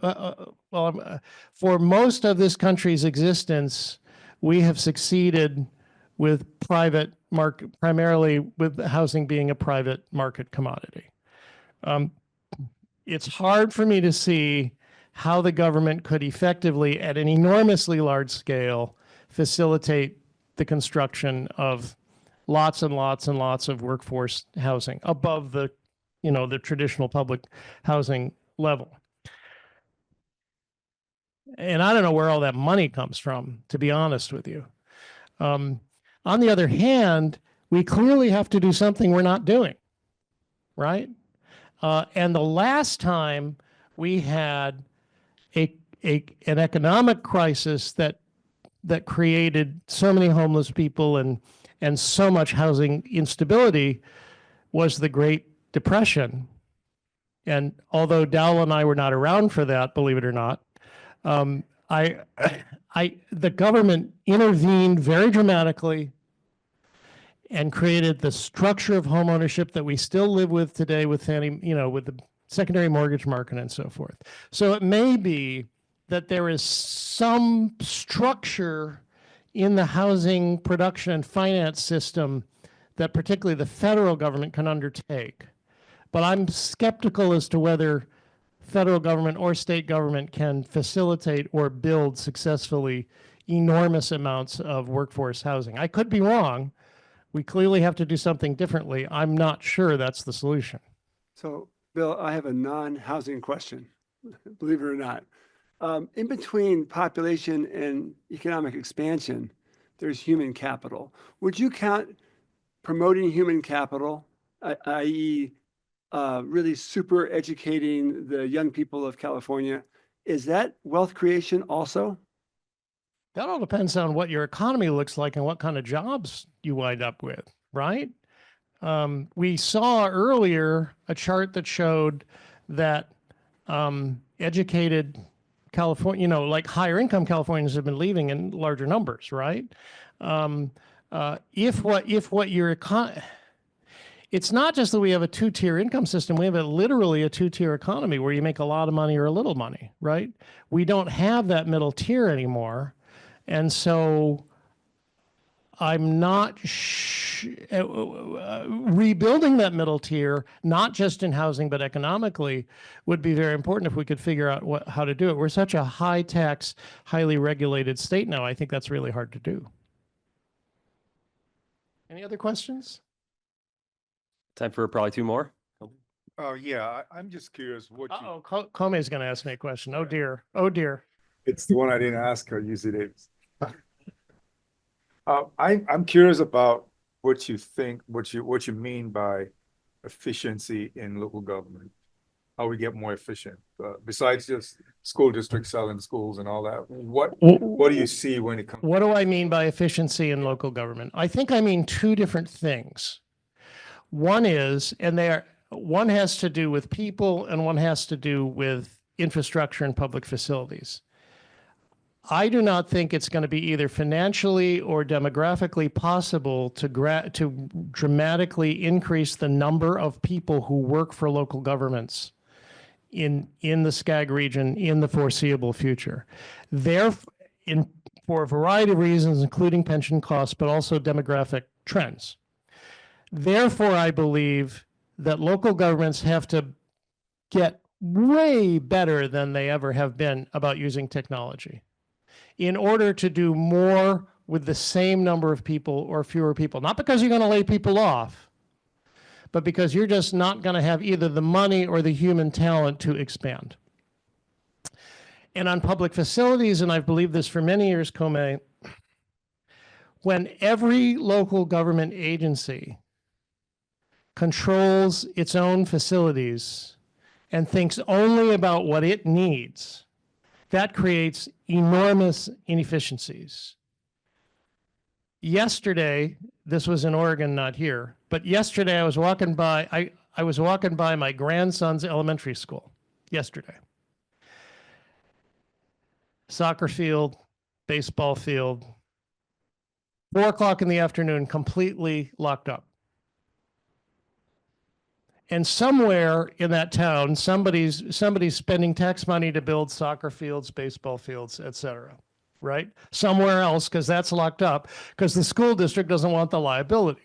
So I think the second thing that has to happen is these individual local government agencies, and remember we got 5,000 special districts in California, each of which has one narrowly defined mission.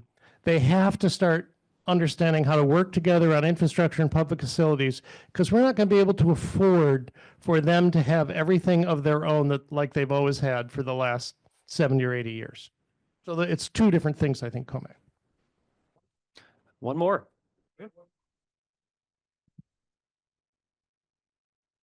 That was fantastic. I'm kind of curious that, including your talk and over the course of this morning, we're not really talking a lot about climate change, or when I'm thinking about Southern California's sort of environmental instability or risk. And I wonder how that fits into this wider conversation. Because, for example, people leaving California, I think Arizona, Nevada, like that's like one massive water shortage away from like catastrophe. And we're going to get there. It's not going to be that long. Like these are also changes that are inevitable. And yet they don't seem to be part of the conversation about any of these types of growth. So I'm sort of curious what you think about that. And that's a very good point, not only for Southern California, but for many other places. As I said, I lived in Houston for 9 years, and a recent survey in Houston said most people who live there are considering leaving because of the climate instability and all the storms. I think this goes back to the point I made about the public infrastructure and public facilities. It's going to be really expensive to do what we have to do to protect ourselves against climate change. What was the study a few years ago in the Bay Area that if sea level rises so much, 22 sewage plants go under? And so I think that makes the efficiency really and the cooperation among the local government agencies really ever more important. I remember what Peter Detweiler, my friend Peter Detweiler, who was on the legislative local government committee staff for many years, used to say. He used to say, Californians expect local government to be really, they expect to have many local governments really close to them and expect them to work in perfect unison with perfect coordination. And I think we're going to have to, what's coming, I think, is some kind of restructuring of local government, whether it's consolidation, whether it's getting rid of some of the special districts, I don't know what it is, that accurately reflects the situation we're in, both the lack of population growth and the need for more infrastructure and more infrastructure efficiency. So Dal is standing up, which means I'm done. So thank you very much.